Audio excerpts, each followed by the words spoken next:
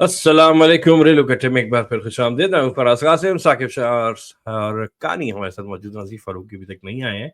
उम्मीद है कि वो लेटर हमें शो में ज्वाइन करेंगे। आज बात करेंगे पेशावर ज़ल्मी की। एक दफ़ा टाइटल जीत चुके हैं, उसके बाद से उनकी कोशिशें जो है वो नाकाम रही हैं। इस बार उन्होंने काफ़ी मेहनत की है, ड्राफ्ट के ऊपर काफ़ी स्ट्रॉन्ग टीम तैयार की है, जिसमें नज़र डालेंगे हमारे resident self proclaimed expert Saqib भाई, कानी और उम्मीद है कि हसीब भी आ जाएँगे। तो ख़ैर विदाउट वेस्टिंग एनी टाइम पहले सलाम दुआ तो कर लें। साकिब भाई अस्सलाम वालेकुम, कानी अस्सलाम वालेकुम, कैसे हैं आप लोग? वालेकुम सलाम, वालेकुम अल्हम्दुलिल्लाह। सलाम यार, अल्हम्दुलिल्लाह ठीक-ठाक। और ये बताता चलूँ कि यार ये जो इंट्रो है आज का, ये हमारे शावर ज़ल्मी के फ़ैन हैं राव हम्माद, उन्होंने बना के भेजा है।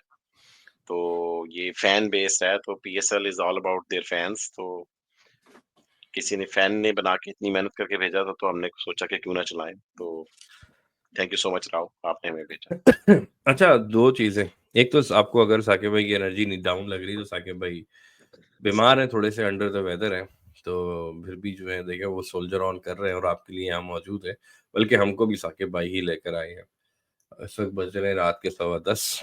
तो देखें कब तक शो चलता है। मैं तो ज़्यादा लेट नहीं रोकूँगा, कानी और साकिब भाई ही खींचेंगे सब। और द अदर थिंग इज़ कि हमने साकिब भाई ने ट्वीट भी किया था, मैंने भी ट्वीट किया था, तो something different will be happening this season for रेलुकट्टे एंड पीएसएल। तो एक अच्छा इंटरेस्टिंग एक्साइटिंग कोलैब आपको नज़र आएगा। उसकी कंप्लीट डिटेल्स आपको मेरे ख़्याल है अगले 1 से 2 दिन में मिल जाएँगी। तो जब वो रिवील हो जाएगा तो फिर उसके बारे में भी बात करेंगे, उसके बारे में भी आपको बताएँगे इंशाल्लाह। तो पहली बार हम रेलुकट्टे इज़ पार्टनरिंग और कोलैबिंग विद समबडी, तो interesting times ahead, exciting times ahead I would say. So anyways इंशाल्लाह hopefully that goes well, but before that बात करते हैं पेशावर ज़ल्मी की। साकिब भाई before going into the lineup, आपने ड्राफ्ट में पे भी एज़ अपने आपने नज़र डाली थी कि किसका कैसा रहा था, उस वक़्त हमने रेटिंग दी थी। इस पेशावर ज़ल्मी का ओवरऑल ड्राफ्ट कैसा रहा? शावर ज़ल्मी का ड्राफ्ट ओवरऑल 2-3 प्रॉब्लम्स नज़र आई हैं उसमें। जिस तरह ड्राफ्ट एनालिसिस में हमने वो चीज़ें डिस्कस की थी। आज तो हमने स्क्वाड पे बात करनी है, बट ये कि ड्राफ्ट में अगर इनको स्क्वाड की अगर पूरी ओवरऑल कॉम्बिनेशन देखा जाए, तो मेरा ख्याल में लाइक एनी अदर टीम, चूँकि रिटेंशंस अच्छी थी, तो ड्राफ्ट में 2-3 मिस्टेक्स के बावजूद भी टीम उनकी एक अच्छी बनी जाती है, अच्छी तैयार हो जाती है, जो किसी भी टीम से कम्पीट कर सकती है। मेरे ख्याल में 1-2 ऑलराउंडर्स की कमी है, मगर इनके पास अभी 2 पिक्स रहती हैं इनकी। एक नाहीद राना की रिप्लेसमेंट भी इन्होंने अभी लेनी है, पार्शियल रिप्लेसमेंट। और एक इनकी सप्लीमेंट्री 20th पिक जो किसी लोकल प्लेयर की होगी, वो भी अभी रहती है। तो वहाँ पर हो सकता है कि थोड़े-से अपने गैप्स जो हैं ये अपने प्लग इन कर लें। बट ये कि ओवरऑल बैटिंग तो इनकी सॉलिड लग रही है, और बॉलिंग भी जो है उसमें स्पिनर्स बहुत अच्छे हैं। फास्ट बॉलिंग में थोड़ा-सा इश्यू लग रहा है और ऑलराउंडर्स में थोड़ा-सा इश्यू लग रहा है, मगर चूँकि रिटेंशन स्ट्रॉन्ग थी इनकी, कोर बड़ी अच्छी इन्होंने, बाबर साइम इनके लिए खेलते हैं, हारिस भी हैं। ठीक है? तो इस वजह से फिर और फिर स्पिनर्स सुफियान मकीम और मेहरान मुमताज़ भी इनके पास है। तो तगड़ी टीम लग रही है ये भी। अच्छा जी, चलें let's let's dive into the team. अच्छा जी, ये है हमारे सामने। बिल्कुल। सबसे पहले बाबर आज़म। काफ़ी अभी टफ टाइम आया हुआ है इनके ऊपर इंटरनेशनल क्रिकेट में। I think he is somebody who will also be looking forward to a break from the green shirt, और पेशावर ज़ल्मी की गोल्ड में जाने से आई होपफुली उनकी फॉर्च्यून्स चेंज होंगी और कुछ रिलीफ मिलेगा उनको। सो साकिब भाई ये बताएं आप लोगों ने किस तरह डिवी अप किया है? Who is doing doing the open batsman? यार मैं स्टार्ट कर लेता हूँ। मैं कैप्टन से अगर ओवरऑल बस आपके सामने इनका अगर रोस्टर को पूरी नज़र दौड़ाई जाए, तो देखें कैप्टन इनके बाबर आज़म हैं, ओपनर इनके पास अच्छे हैं लाइक साइम, बाबर, बाबर, साइम, हारिस सदाकत, माँ सदाकत, तकरीबन 4 ओपनर्स भरे हुए हैं इनके पास। और फिर मिडल ऑर्डर भी देखें बहुत स्ट्रॉन्ग है। मिडल ऑर्डर में अगर आप देखें TKC, Mitchell Owen, Max Bryant, Abdul Samad, Hussain Talat और नजीब लग रहे हैं आपके सामने। और मिचेल ओवन ऑलराउंडर्स ओपनिंग देखें भी तो कर उसमें सकते हैं। जॉर्ज, कौन कौन? मिचेल ओवन हाँ, ओपनिंग भी और कर मिचेल ओवन ओपनिंग भी कर सकता है, मगर चूंकि वो मेजॉरिटी ऑफ द क्रिकेट उसने जिंदगी में जो फर्स्ट क्लास क्रिकेट खेली है, तो वो तो नीचे ही मिडल ऑर्डर में खेलता है। बट मेरे चूंकि इनकी टीम में ऑलरेडी 4 ओपनर हैं, तो 5वें ओपनर की जगह नहीं है, मगर चूंकि ये मिडल ऑर्डर भी खेल सकता है, तो इस वजह से मैं उसको फिलहाल मिडल ऑर्डर की बात कर रहा हूँ। ऑलराउंडर उनके पास अगर देखा जाए तो एक ही है, जॉर्ज लैंडा ही है फिलहाल। फास्ट बॉलर्स में अगर उनका देखा जाए तो काफी लंबी तादाद है। मोहम्मद अली, नाहीद, अली रजा, अलजारी, जोसेफ अहमद, दानियाल। और स्पिनर्स में अगर आप देख लें तो तीनों अच्छे स्पिनर्स हैं उनके पास, सुफियान मकीम, मेहरान मुमताज और आफरी यकूब। तो सबसे पहले कैप्टन बाबर आजम की बात कर लेते हैं। ये बात तो आपने बिल्कुल ठीक बोली कि यार उनके जरा सितारे गर्दिश में चल रहे हैं। अच्छा, मजे की बात ये है कि when it comes to the PSL, वो पिछले साल भी गर्दिश में चल रहे थे, क्योंकि बाबर की फॉर्म तकरीबन अब 1.5 साल से, वो जो नेपाल के खिलाफ आखिरी सेंचुरी थी एशिया कप में, उसके बाद से उसकी कोई सेंचुरी नहीं आई। फिर उसके बाद वर्ल्ड कप हुआ, वर्ल्ड कप में 50s आई थी 2-3, मगर कोई सेंचुरीज, वो जो 50s आ रही हैं वो सेंचुरी में कन्वर्ट नहीं कर पा रहे। तो मगर पिछले साल भी कोई बहुत ज्यादा फॉर्म नहीं थी उनकी इंटरनेशनल लेवल के ऊपर। न्यूजीलैंड के खिलाफ बाहर अच्छी T20 सीरीज खेली थी उन्होंने, मगर ये कि फिर टॉप स्कोरर रहे पिछले साल भी। Like majority of the season में बाबर ने टॉप टॉप टॉप किया हुआ है। लाइक पीएसएल ओवरऑल में भी उनका क्या नाम लेते हैं, he is a top runs getter of PSL, सारी पीएसएल सारी सीजन को मना लें। स्ट्राइक रेट जब से जल्मी में आए हैं वो भी बड़ा अच्छा है। तो कैप्टनसी के ऊपर आपको पता है कि बाबर की कैप्टनसी का कोई भी फैन नहीं है। लाइक कप्तानी में उनके मसले रहते हैं हमेशा से, और कुछ कई दफा वो फंडामेंटल मिस्टेक्स भी कर देते हैं। तो देखना है कि इस दफा ये कि आ रही हैं पीएसएल में दोबारा कोई बहुत ज्यादा इंटरनेशनल फॉर्म नहीं है, हालांकि छोटी छोटी इनिंग्स उनकी आ रही हैं because he is low on confidence, और वो उनकी जो इनिंग्स हैं वो बड़ी इनिंग्स में कन्वर्ट नहीं हो पा रही, जिसकी वजह से उनका स्ट्राइक रेट नीचे है। मगर when it comes to the PSL, I don't see any issues in Babar Azam के पेशावर जल्मी के लिए। पिंडी में इनका होम ग्राउंड है, वहीं से अगर वो स्टार्ट करते हैं मैचेस तो वो उन 5 मैचेस के बीच में वो अपनी फॉर्म वगैरह रीगेन कर लेंगे। अगर कोई बड़ी इनिंग्स एक दो शुरू में आ गई उनकी, तो आई गेस पीएसएल तो उनका ब्रेड एंड बटर है, उसमें तो हमेशा से चैंपियन रहे हैं। तो आप बताइए, आप लोग के बाबर आजम के क्या मसले मसाइल चल रहे हैं? सलाह मसले मसाइल जो हैं वो पीएसएल के अलग होते हैं, पाकिस्तान टीम के अलग होते हैं, हम कभी नहीं मिला सकते। आई विल जस्ट से कि पिछले 4 सीजन में से 3 में बाबर ने 500 प्लस के सीजन किए हैं, और पिछले 2 सीजन तो उसने 145 से भी ज्यादा की स्ट्राइक रेट पे किए हैं। तो आई डोंट थिंक ये पाकिस्तान के साथ जो उनके सितारे गर्दिश में that will be any kind of a concern.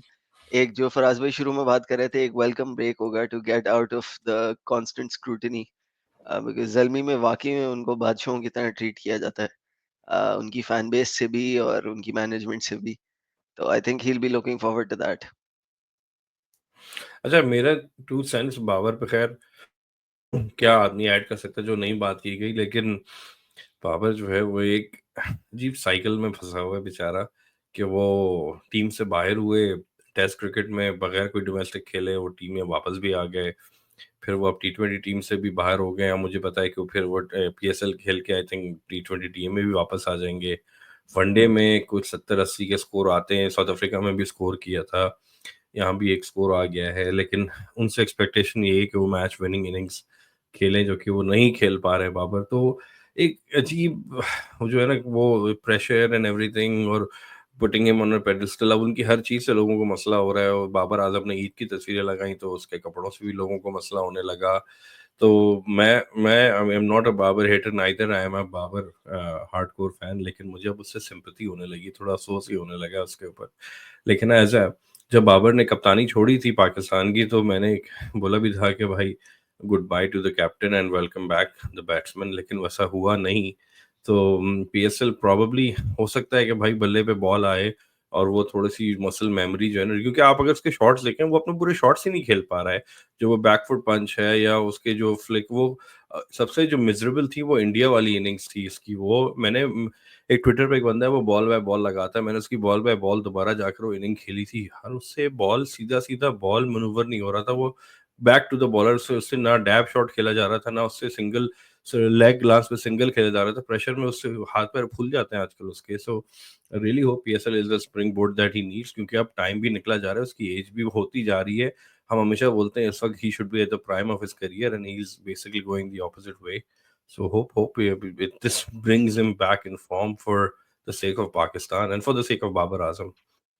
So if you are okay, we can move on to the next player, Sakib bhai. बिल्कुल यार, हसीब फारूकी आ गए हुए हैं बैक स्टेज पे। अगर सीब आपने येलो कलर अपना अपना कर लिया है, वैसे आपकी जगह आज कैनी ने भी येलो कलर किया हुआ है, तो आप इसका मतलब है red red boy in the sky बन के ही आए हैं। अस्सलाम वालेकुम। नहीं मैंने किया हुआ येलो ही है, वो पता नहीं यार मुझे तो लग रहा है असीब तुम पिक्चरें डेवलप कर रहे हो डार्क रूम में बैठे हुए। हम काफी देर से तुम्हें ऐड नहीं कर रहे कि तुम अपना जो ही कलर येलो करेंगे हम तुम्हें ऐड कर लेंगे, तुमने रेड कलर किया हुआ था यार वो आई मीन है मुझे तो येलो ही नजर आ रहा है, बट वो फॉर सम रीजन सामने जो वो स्क्रीन पे येलो आ रहा है, वो रेड आ रहा है। स्क्रीन के ऊपर रेड आ रहा है। सही। अच्छा खैर चलो चलें यार, अगले प्लेयर की बात करते हैं। अगर अगला प्लेयर इनका दिखाएं अगर साइम आप, तो Ayub. Next player is Saim Ayub. Saim Ayub पिछले साल अच्छा डिसेंट इनका सीजन गया था, 350 के करीब इन्होंने रन्स किए थे। स्ट्राइक रेट भी बहुत अच्छा था 150 का। देन पाकिस्तान से थोड़ा सा चूंकि स्ट्रगल कर रहे थे, मगर इवेंचुअली ओडीआई में जब चांस इनको मिला ऑस्ट्रेलिया में, तो उन्होंने 3 के 3 मैचेस में बहुत अच्छी इनिंग्स खेली एंड देन उसी फॉर्म को रेप्लिकेट किया साउथ अफ्रीका में। और लग रहा था कि अभी finally found a player for national team as well, जो कि हाई स्ट्राइक रेट के साथ हाई हाई रिस्क क्रिकेट खेले। नो लुक भी शॉट्स भी आना शुरू हो गई, ऑस्ट्रेलिया में भी आई, साउथ अफ्रीका में भी आई, मगर अनफॉर्चुनेट कि वो इंजर्ड हो गए। तो अभी ये कि अपना रिहैब कंप्लीट करके वापस पहुंचे हैं कराची। तो वी आर होपिंग के पीएसएल के लिए वो पहले दिन से अवेलेबल हो। उसकी रीजन ये है कि पहली बात तो ये है कि he is a very good player, जाहिर बात है ओपनर है, और लाइक पाकिस्तान के लिए भी बहुत अच्छी परफॉर्मेंसेस दे रहे थे, बट जल्मी के लिए भी पिछले 2 सालों में बहुत अच्छी परफॉर्मेंस है। बट ये जो एक 6वें बॉलर वाला फ्लेवर लेकर आते हैं पेशावर जल्मी के लिए, क्योंकि जल्मी के पास 6वें बॉलर की कमी थी।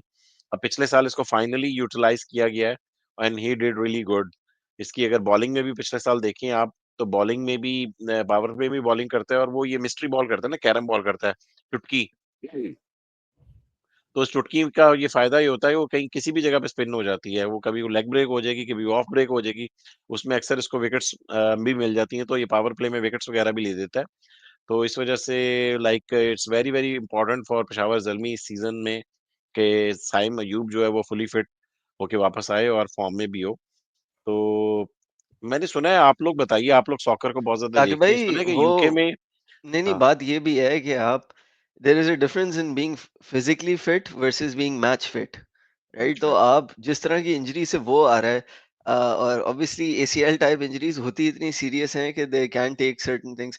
बाज वक्त क्रूशिएट लिगामेंट इंजरी जो होती है वो ऑन एवरेज मिनिमम टाइम भी अगर आप कहें रिहैबिलिटेशन के साथ 16 वीक्स तक का कहते हैं। एंड बहुत से पहले हमारे ऐसे प्लेयर्स हैं जिनको शायद we rush them back in aggravated injury, तो इसलिए बहुत इंपॉर्टेंट होगा कि Zalmi builds him up, right? अगर डे 1 तक वो रेडी नहीं है तो उसको स्टार्ट ना करें। And I think it's also very important कि पीसीबी का जो मेडिकल स्टाफ है वो भी उसकी जो रिकवरी है उसको सारी मॉनिटर करता रहे। तो उनके बैलेंस के हिसाब से तो आपने बिल्कुल ठीक कहा कि he is very important, but अगर नहीं होता है तो दे हैव एन ऑप्शन कि वो मिचेल ओवन के साथ भी ओपन कर सकते हैं। वो भी उनको एक टेक्निकली 6 बॉलर का ऑप्शन दे सकता है।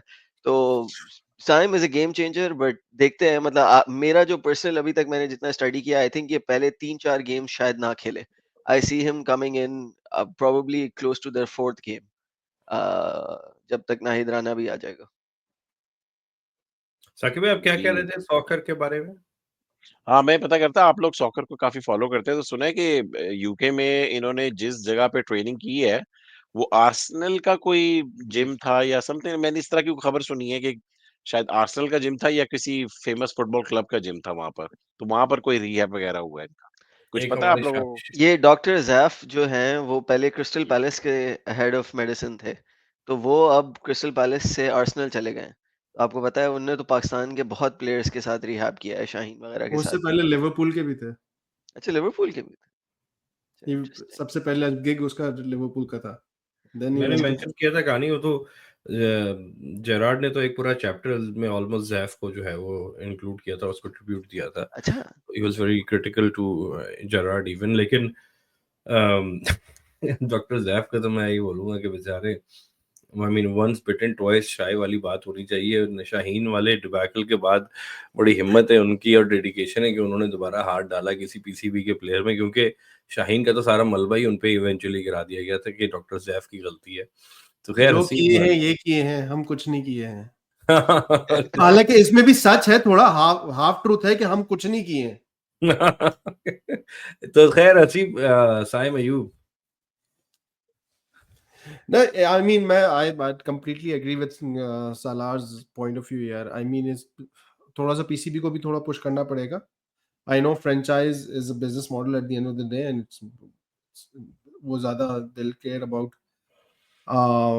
their own performance, but it's better for them as well as Saim कि उसको थोड़ा सा आहिस्ता आहिस्ता लेके आए, इंटीग्रेट करें वापस मैच में, और मैच फिटनेस उसकी बिल्ड करें, उसके बाद फिर उसको जो है लेके आए, रश ना करें उसकी इंजरी को, और अगर रश करना भी है, अगर करना है तो फिर उसका एक स्केड्यूल दे दें कि भाई let's pick and choose games for you, अगर आपने पहला गेम खिलाना है तो उसको 2-3 गेम रेस्ट दे दें. Again, that's my wishful thinking, but I don't know if the franchise would think that way. But I would 100% agree कि यार थोड़ा सा उसको आहिस्ता आहिस्ता इंटीग्रेट करना है वापस. जैसे वो पाकिस्तानी जर्नलिस्ट की फाख्ता होती है ना, साकिब भाई ने एक रैकून पाला हुआ है, वो रैकून मैना है भाई, उनकी मैना है. मेरे पर ना डालें यार, तुम्हें बुलबुल है हसीब भाई. यार, अगर कोई मैना थी तो भूल जाओ भाई उसको. मतलब कि अब हर शो में तुम्हें, मतलब कि चिड़िया तोते कौवे खत्म हो गए, तुम्हें हमेशा मैना याद रहती है कि अगर आपके क्योंकि मुझे बाल्टी में याद मैना है रहती थी तो अब. हाँ. आप जो है वो क्या कहते हैं, वो क्या ऑक्शन चल रहा था, क्या कहते ड्राफ्ट चल रहा था, मैना की खबर है, बस ये प्लेयर बुलबुल, तो. ओ भाई, बुलबुल बुलबुल बुलबुल कहता था मैं, मैना नहीं कहता था. बुलबुल मैना आपकी है. खैर मैना. जस्ट टू फिनिश अपन साइम, उसमें कुछ ऐड करने को तो नहीं रह गया साइम. बस मुझे हमारी हम साकिब भी ऑफ एयर अभी बात कर रहे थे, तो साइम भी एक उसी का एग्जांपल है कि 6 महीना पहले साइम को निकालने की बातें हो रही थी कि क्या फ्लॉप प्लेयर है, 20-25 चांस मिल गए, कुछ नहीं हो रहा, और उसके बाद वो हमारा इतना इंटेग्रल प्लेयर बन गया कि साइम के निकलते ही हम चैंपियंस ट्रॉफी में ऐसे गिरे कि भाई साइम अयूब होता तो हम ये कर लेते, साइम अयूब होता तो हम वो कर लेते. तो हम 1 सेकंड में जो है ना उसको किंग बना सकते हैं और 1 सेकंड में जो है ना उसको बिल्कुल फारिग कर देते हैं. तो I think that is another example of somebody who जो, और जब जो प्लेयर टीम से जितना बाहर होता है उतना बेहतर होता जाता है. तो साइम का भी वही है, जितनी देर वो बाहर रहा है तो वो साइम से अब लारा बन के वापस आएगा. तो उसकी एक्सपेक्टेशन और वो सब यार जो है ना वो एक नए लेवल पे पहुंच गई है. आई डोंट नो, अगर आपको याद हो, मैंने कई दफा कमेंट किया है कि जो टीम में नहीं होता वो बेस्ट है. हाँ, हमेशा ही ऐसी है. हाँ, जिस ये तरह वर्ल्ड हमारा कप में जो कि नसीम शाह नहीं खेला था, तो हर बंदा यही समझ रहा था कि वर्ल्ड कप में नसीम शाह नहीं था, तो शायद अगर वो होता तो हमने मैचेस जीत जाने थे. मगर यार, जो साइम वाली आपने बात की है, ही वाज नॉट हैप्पी. चक्कर ये है कि there is a stupid rule in my opinion, जो पाकिस्तान सुपर लीग में है, कि वो एक कैटेगरी की एक लोअर प्राइस होती है, एक सीलिंग प्राइस होती है, एक फ्लोर प्राइस होती है. तो सीन ये था कि इसको 130, उसकी जो प्लैटिनम की जो लोअर फ्लोर प्राइस होती है 130 होती है, सीलिंग 170 होती है. तो एक तो ये है कि ज़ाहिर बात है 130 में अगर उन्होंने पिक किया हुआ था, तो सुना है कि वो उससे पैसों का चक्कर था. जब बाहर से 2 ढाई की जो खबरें आई थी, जर्नलिस्ट ने हमारे डाली थी कि 2 ढाई की वहां से आ रही हैं. तो जाहिर बात है फिर उसने अपने पैसे रीनिगोशिएट किए हैं. ये एक बात ऑथेंटिक है कि उसने अपने पैसे रीनिगोशिएट करके अपने ऊपर करवा लिए हैं पैसे. तो पेशावर जल्मी ने जो बाद में फिर सिर्फ उसको भी नहीं, पर उन्होंने काफी और प्लेयर्स के भी पैसे भी जो है थोड़े से बढ़ाए हैं. तो that was the news basically. तो आगे चलते हैं यार. तीसरा प्लेयर अगर इनका देख लें, चौथा प्लेयर इनका देख लें, तो ओपनिंग में वो मास सदाकत है. मास सदाकत का ये था कि डोमेस्टिक कंपटीशंस में इस दफा चैंपियंस टी20 में और चैंपियंस कप में मास सदाकत काफी चल रहे थे. इमर्जिंग में he was one of the hottest pick. Lefty है, यंग है, 19 साल का. I guess he is from Peshawar, I guess. और फिर ये पेशावर रीजन से इस दफा नेशनल टी20 कप भी खेले हैं. साहबजादा फरहान के साथ ये ओपनिंग करते रहे हैं. डीस मीडियोकर कहना चाहिए, लाइक नेशनल टी20 का थोड़ा सा मीडियोकर गया है इनका. 2-3 इनिंग्सें हैं उनकी, मगर ये कि नेचुरली एग्रेसिव है. और लेट्स होप कि अभी इनकी प्लेइंग 11 में कहाँ पर उनकी जगह बनेगी. उसकी रीजन ये है कि एक तो ये है कि सारी ओपनर्स हैं इनकी टीम में, लाइक लग रहा है कि बाबर, साइम, अगर मुझे लग रहा है कि ये साइम अगर नहीं खेलते तो फिर ही मास सदाकत को भी चांस होगा, क्योंकि अली रजा लग रहा है कि स्टार्टिंग प्लेइंग 11 में होंगे इनकी. और चूंकि सारी इनकी टीम में ओपनर्स हैं, तो मास सदाकत का उसमें ओपनर्स में जाके जगह बनाना, पहले चार में, को पहले चार बड़े with Saim, with Babar and Saim, and then फिर हारिस, एंड देन में टीकेसी, इन चार के होते हुए मास सदाकत का 5वें नंबर से पहले तो वैसे कोई सीन नहीं है. तो मुझे लग रहा है कि बेंच से स्टार्ट करेंगे, और अली रजा के साथ पेशावर जल्मी शायद स्टार्ट करेगी. आप लोग कुछ ऐड करना चाहेंगे इस पे? He's a promising young talent. Pakistan Shaheen से भी खेल चुका है और पाकिस्तान अंडर 19 से भी खेल चुका है, बल्कि पाकिस्तान अंडर 19 से मुझे एक दो थोड़ी सी इनिंग्स याद आ रही हैं जिसमें इसने बीच में आके आखिर में आई मीन आके बड़ा अच्छा एग्रेसिव थोड़ी सी इनिंग खेली थी from batting perspective as well. Batting average अगर उसकी एफसी में देखी जाए तो वो 42.95 के करीब है, एक सेंचुरी भी है और साथ 7 हाफ सेंचुरीज हैं। तो he is a good allrounder, but वही प्रॉब्लम है कि कि इन्होंने इतने सारे स्पिनर्स भर दिए हैं, तो जो सबसे ज्यादा मुझे इसके लिए लगेगा पूरा वो ये कि इसको टीम में जगह शायद ही मिले। But he is a young emerging talent, absolutely deserve to be there in PSL, but let's see, hopefully इसको गेम्स भी मिले ताकि he can show what he batsman किस टाइप का है ये? यार आई थिंक ये लेफ्ट हैंडर है ना साकिब भाई, please keep me honest. Lefty opener aggressive left handed opener है। अच्छा, मैं ये जान रहा था एग्रेसिव है साकिब भाई, जब हम कहते हैं कि एग्रेसिव है, मतलब after he is very similar in the mould of Wasim Ayub actually, तो उसकी लाइक फॉर लाइक रिप्लेसमेंट हो सकती है। And then six bowler as a six तो नहीं, maybe as a seventh bowler एक आपको एक्स्ट्रा ऑप्शन भी दे सकता है। क्या कहते हैं, he left is arm very orthodox. हाँ exactly, and he is very good against spin, pace के अगेंस्ट स्पेशली शॉर्ट बॉल पे थोड़ा फंसता है। but then that's a very similar trait for a lot of left-handed openers जो आ रहे हैं इस वक्त through the ranks. तो अच्छा, he चलें जी। does provide a हाँ, because the अली रजा का it's very unlikely कि आप उसको 10 में से 10 मैचेस खिला दो, right? तो इमर्जिंग में आपको हो सकता है रोटेट करना ही पड़े। एंड फास्ट बॉलर्स का बिकॉज एक एक दिन छोड़ के मैचेस होंगे, काफी रोटेशन होगी। आई थिंक अली रजा अगर 10 में से 6 मैचेस भी खेल गया उनके प्लेऑफ के, फिर भी इनको बाकी इमर्जिंग प्लेयर्स में चांसेस बनाने पड़ेंगे। एंड अच्छा दैट्स जी, व्हाई दो अभी इनकी सॉरी पिक्स रह गई हैं, तो हो सकता है उसमें से एक और ये इमर्जिंग प्लेयर उठा लें। साकिब भाई, आप हारिस को मिस कर गए थे। हाँ, मोहम्मद हारिस मिस हो गया, सॉरी। हाँ, मोहम्मद हारिस की हमने बात ही नहीं की यार। मोहम्मद हारिस का ये कि पिछले साल ज़ल्मी से उनका कोई बहुत अच्छा सीजन नहीं गया था। 10 के 10 मैचेस वो खेले थे। पहले 9 मैचेस में तकरीबन वो फ्लॉप हो गए थे। आखिरी मैच में इन्होंने कोई 40 रन की इनिंग्स खेली थी। तो लास्ट ईयर कोई इनका अच्छा सीजन नहीं था। और ओवरऑल कभी भी मोहम्मद हारिस को कभी देखें ना, तो इसका किसी भी साइड से, शाहीन से भी देख लो, अगर शाहीन से भी कभी ऐसा नहीं होगा कि जिस किस्म की क्रिकेट वो हाई रिस्क क्रिकेट खेलता है, उसमें ऐसा कभी भी नहीं होगा कि ये कोई पूरा सीजन बहुत ज्यादा परफॉर्म कर जाए। हालांकि पिछले से पिछला सीजन में जल्मी में इसने साइम से भी ज्यादा रन किए थे। इसके 450 के करीब रन थे, मगर ये कि उसके बाद से उसकी कभी उस तरह की फॉर्म ही नहीं रही। अभी इंटरनेशनल क्रिकेट में वापस आए हैं। अभी 5 T20s खेले हैं ये न्यूजीलैंड के खिलाफ। वहां पर एक 40 रन की, वो जो ऑकलैंड में हम एक मैच जीते हैं जिसमें हसन नवाज ने सेंचुरी की थी, उस मैच में हारिस ने भी तकरीबन 40 रन किए थे। और ही इज अ विकेट कीपर। और रीसेंट फॉर्म में बस मैंने आपको बता दिया कि वो बहुत अच्छी नहीं है, बट ये है कि वो एक 40 रन की उसने अच्छी इनिंग्स खेली थी। मगर यार वो बात वही है कि हाई रिस्क क्रिकेट खेलता है। और अगर इस तरह के प्लेयर्स जो होते हैं, जिस दिन वो चल जाएं उस दिन फिर आपका जो मैच होता है वो जरा साइड पे कर देते हैं। काफी एडवांटेज मिल जाता है। तो लेट्स होप के, मगर ये कि यार ओवरऑल जितनी उम्मीदें हारिस से हम लोगों ने बांधी थी, क्योंकि वो जो वर्ल्ड कप 2022 के ऊपर वो जो 2 इनिंग्स खेल गया था, स्पेशली साउथ अफ्रीका वाली इनिंग, वो जो नोकिया और बाडा को छक्के मारे थे, उसके बाद एक्सपेक्टेशंस बहुत हाई थी।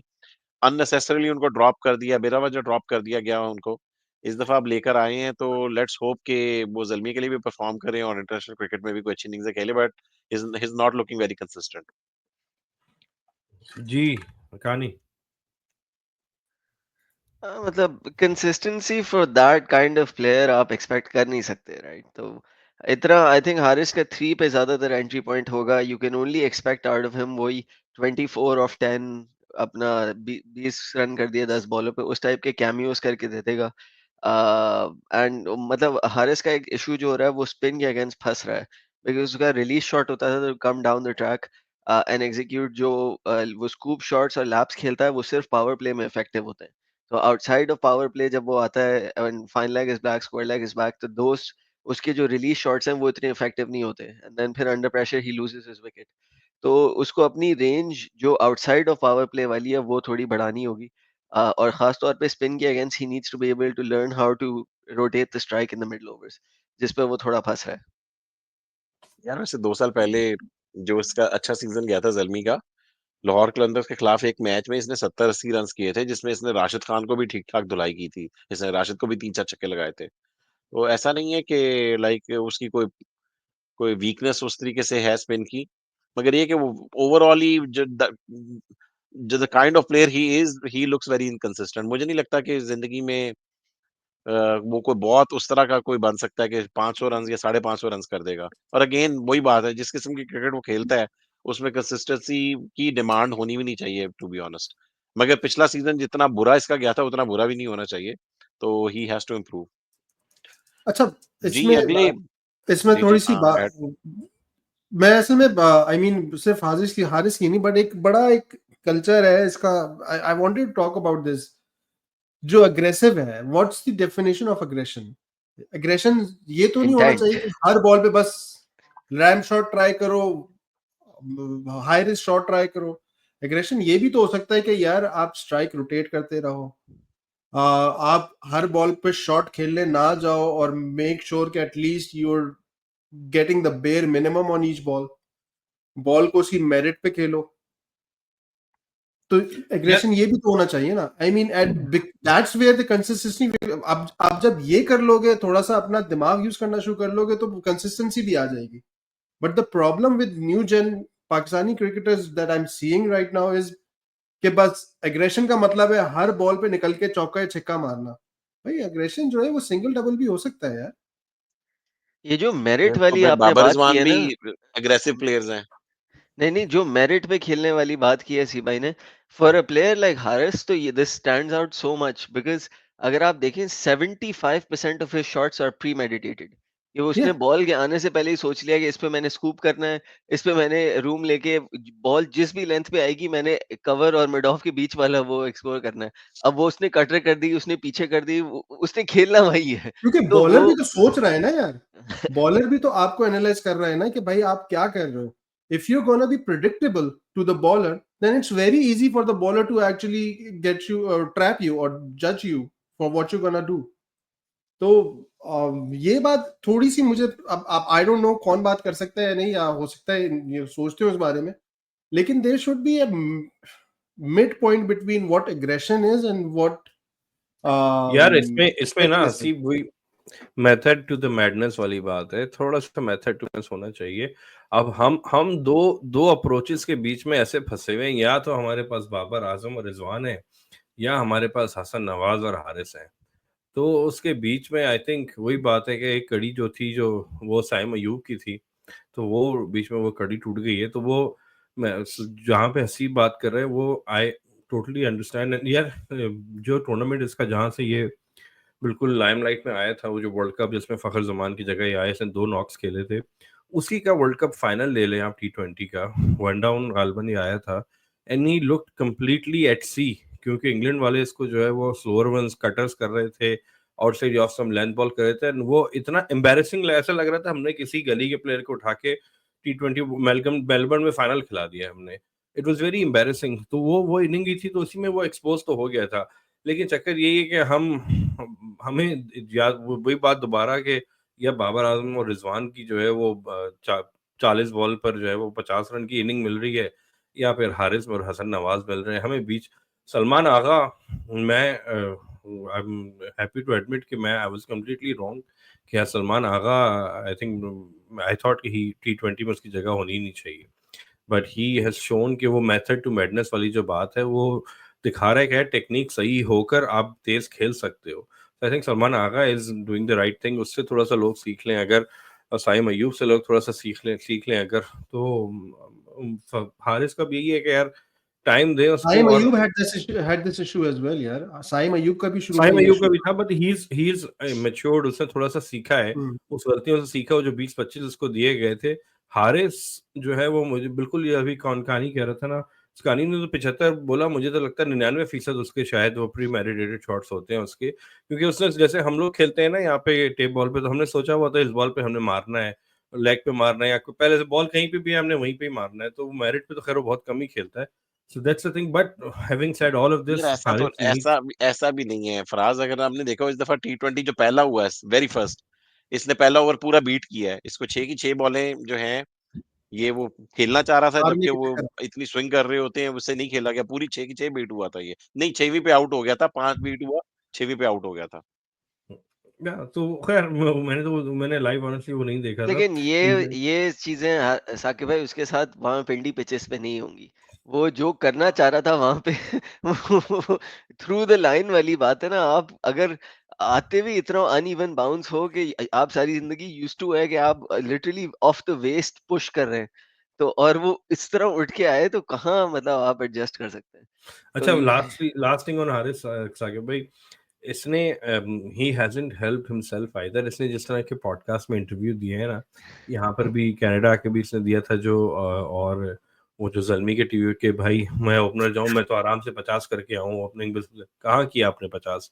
5 T20 खेले आपने, एक भी 50 नहीं किया आपने। जो इतनी बड़ी बड़ी बातें की थी, तो वो उसको आप एक्सुबरेंस ऑफ यूथ बोल लीजिए, क्या बोल लीजिए, वो अगर आप you have to put your money where your mouth is, तो वही वाली बात है। ये नहीं कर पाया उसको फॉलो अप इतनी बड़ी बड़ी बातें करने के बाद, इस वजह से भी इसको क्रिटिसिज्म मिल रहा है। But more power to him, I hope. Young ही है अभी, तो आई थिंक इसको टाइम दे तो इम्प्रूव करेगा। और Peshawar Zalmi, again I am sorry Peshawar fans, लेकिन मुझे Peshawar Zalmi seems like the in terms of developing players into an environment, I think it's not the most friendliest of place मुझे दूर से जो from the outsider नजर आता है। So उम्मीद है और कि यहाँ पे डेवलप हो वो। जस्ट शाइम ने उधर ही स्कोर किया। हाँ, बट क्लैरिफिकेशन जस्ट शाइम ने खैर पहले डोमेस्टिक में भी बहुत स्कोर किया, साकिब भाई सिर्फ पेशावर में स्कोर नहीं किया। बट एनीवेज मैं सिर्फ अगेन क्लैरिफिकेशन मैं ये देना चाह रहा हूँ, I like his approach towards cricket, but there needs to be two, जो फराज का पॉइंट है, मेथड टू मैडनेस। थोड़ा सा अगर ये अपने अंदर थोड़ा सा तहम्मुल मिजाजी ले आए ना, थोड़ा सा, बहुत थोड़ा सा सिलेक्टिवनेस आ जाए एटलीस्ट। हाँ सिलेक्टिवनेस आ जाए कि यार let's try and understand the conditions, let's knock around a bit for a couple of overs and then play the balls at their merit. जब आप मेरिट पे खेल लोगे तो फिर I think he can play long as well. चलो जी, let's move on from Haris. और अब हमारे पास हारिस को जी हमारे निकालते पास हैं। अब है मिडिल ऑर्डर में टीकेसी। तो टीकेसी स्टार्ट कर लेते हैं कैनी से। तो कैनी जरा मिडिल ऑर्डर के प्लेयर से बारे में बताइए कि ज़ल्मी के मिडिल ऑर्डर्स में क्या क्या है। आई थिंक मिचेल ओवन से स्टार्ट कर लेते हैं बिकॉज वो काफी हद तक ओपनिंग रोल को भी फुलफिल कर देता है। बिग बैश में भी मतलब he was in the team of the year, तो very very promising signing as a replacement. और ज़ल्मी का जिस तरह का आप अगर टेम्पलेट उठा के देखें तो दे हैव मतलब they entirely relying on Babar to play through the innings, कि वो मतलब कम से कम 10 में से कुछ 7 मैचेस में आपको 14-15 ओवर मिनिमम खेल के दे दे। And then you have all sorts of Dhuandhar batsmen around him, the Harrises, the Symes, the TKCs, the Mitchell Ovens, सबका on average 150 touching strike rate है। तो वो आते के साथ उनको उस तरह की फ्लरिश दें, बिकॉज आप एक्सपेक्ट कर रहे हो कि par score in most conditions would be 180। तो if Babar is even batting through the innings at a strike rate of जो उसने लास्ट 2 सीजंस किया है, उसने 140 किया है, तो 140 145 के स्ट्राइक रेट से। बट नॉर्मली ये जो बाबर की फ्लरिश आती है वो सिर्फ उसकी आखिरी 20 बॉलों पे आती है of his innings, and that means वो जो इनिशियल जो उसकी पहली 40-45 बॉलें होती हैं उसमें he will need the push from the other end. तो I think somebody like Mitchell Owen will be a huge help in that। क्या ख्याल है आपका मिचेल ओवन? पिछले पिछले से पिछले सीजन में बाबर का स्ट्राइक रेट इन तीनों में से सबसे ज्यादा था। साइम से भी ज्यादा था, हारिस से भी ज्यादा था। तो ज़ल्मी में आके उसको कुछ हुआ है। May be that's the kind of like brand of cricket Zalmi जिस तरह खेलता है। क्योंकि कराची किंग्स से वो बहुत अपनी मर्जी से खेलता था, जो जिस कन्वेंशनल तरीके से खेलता है।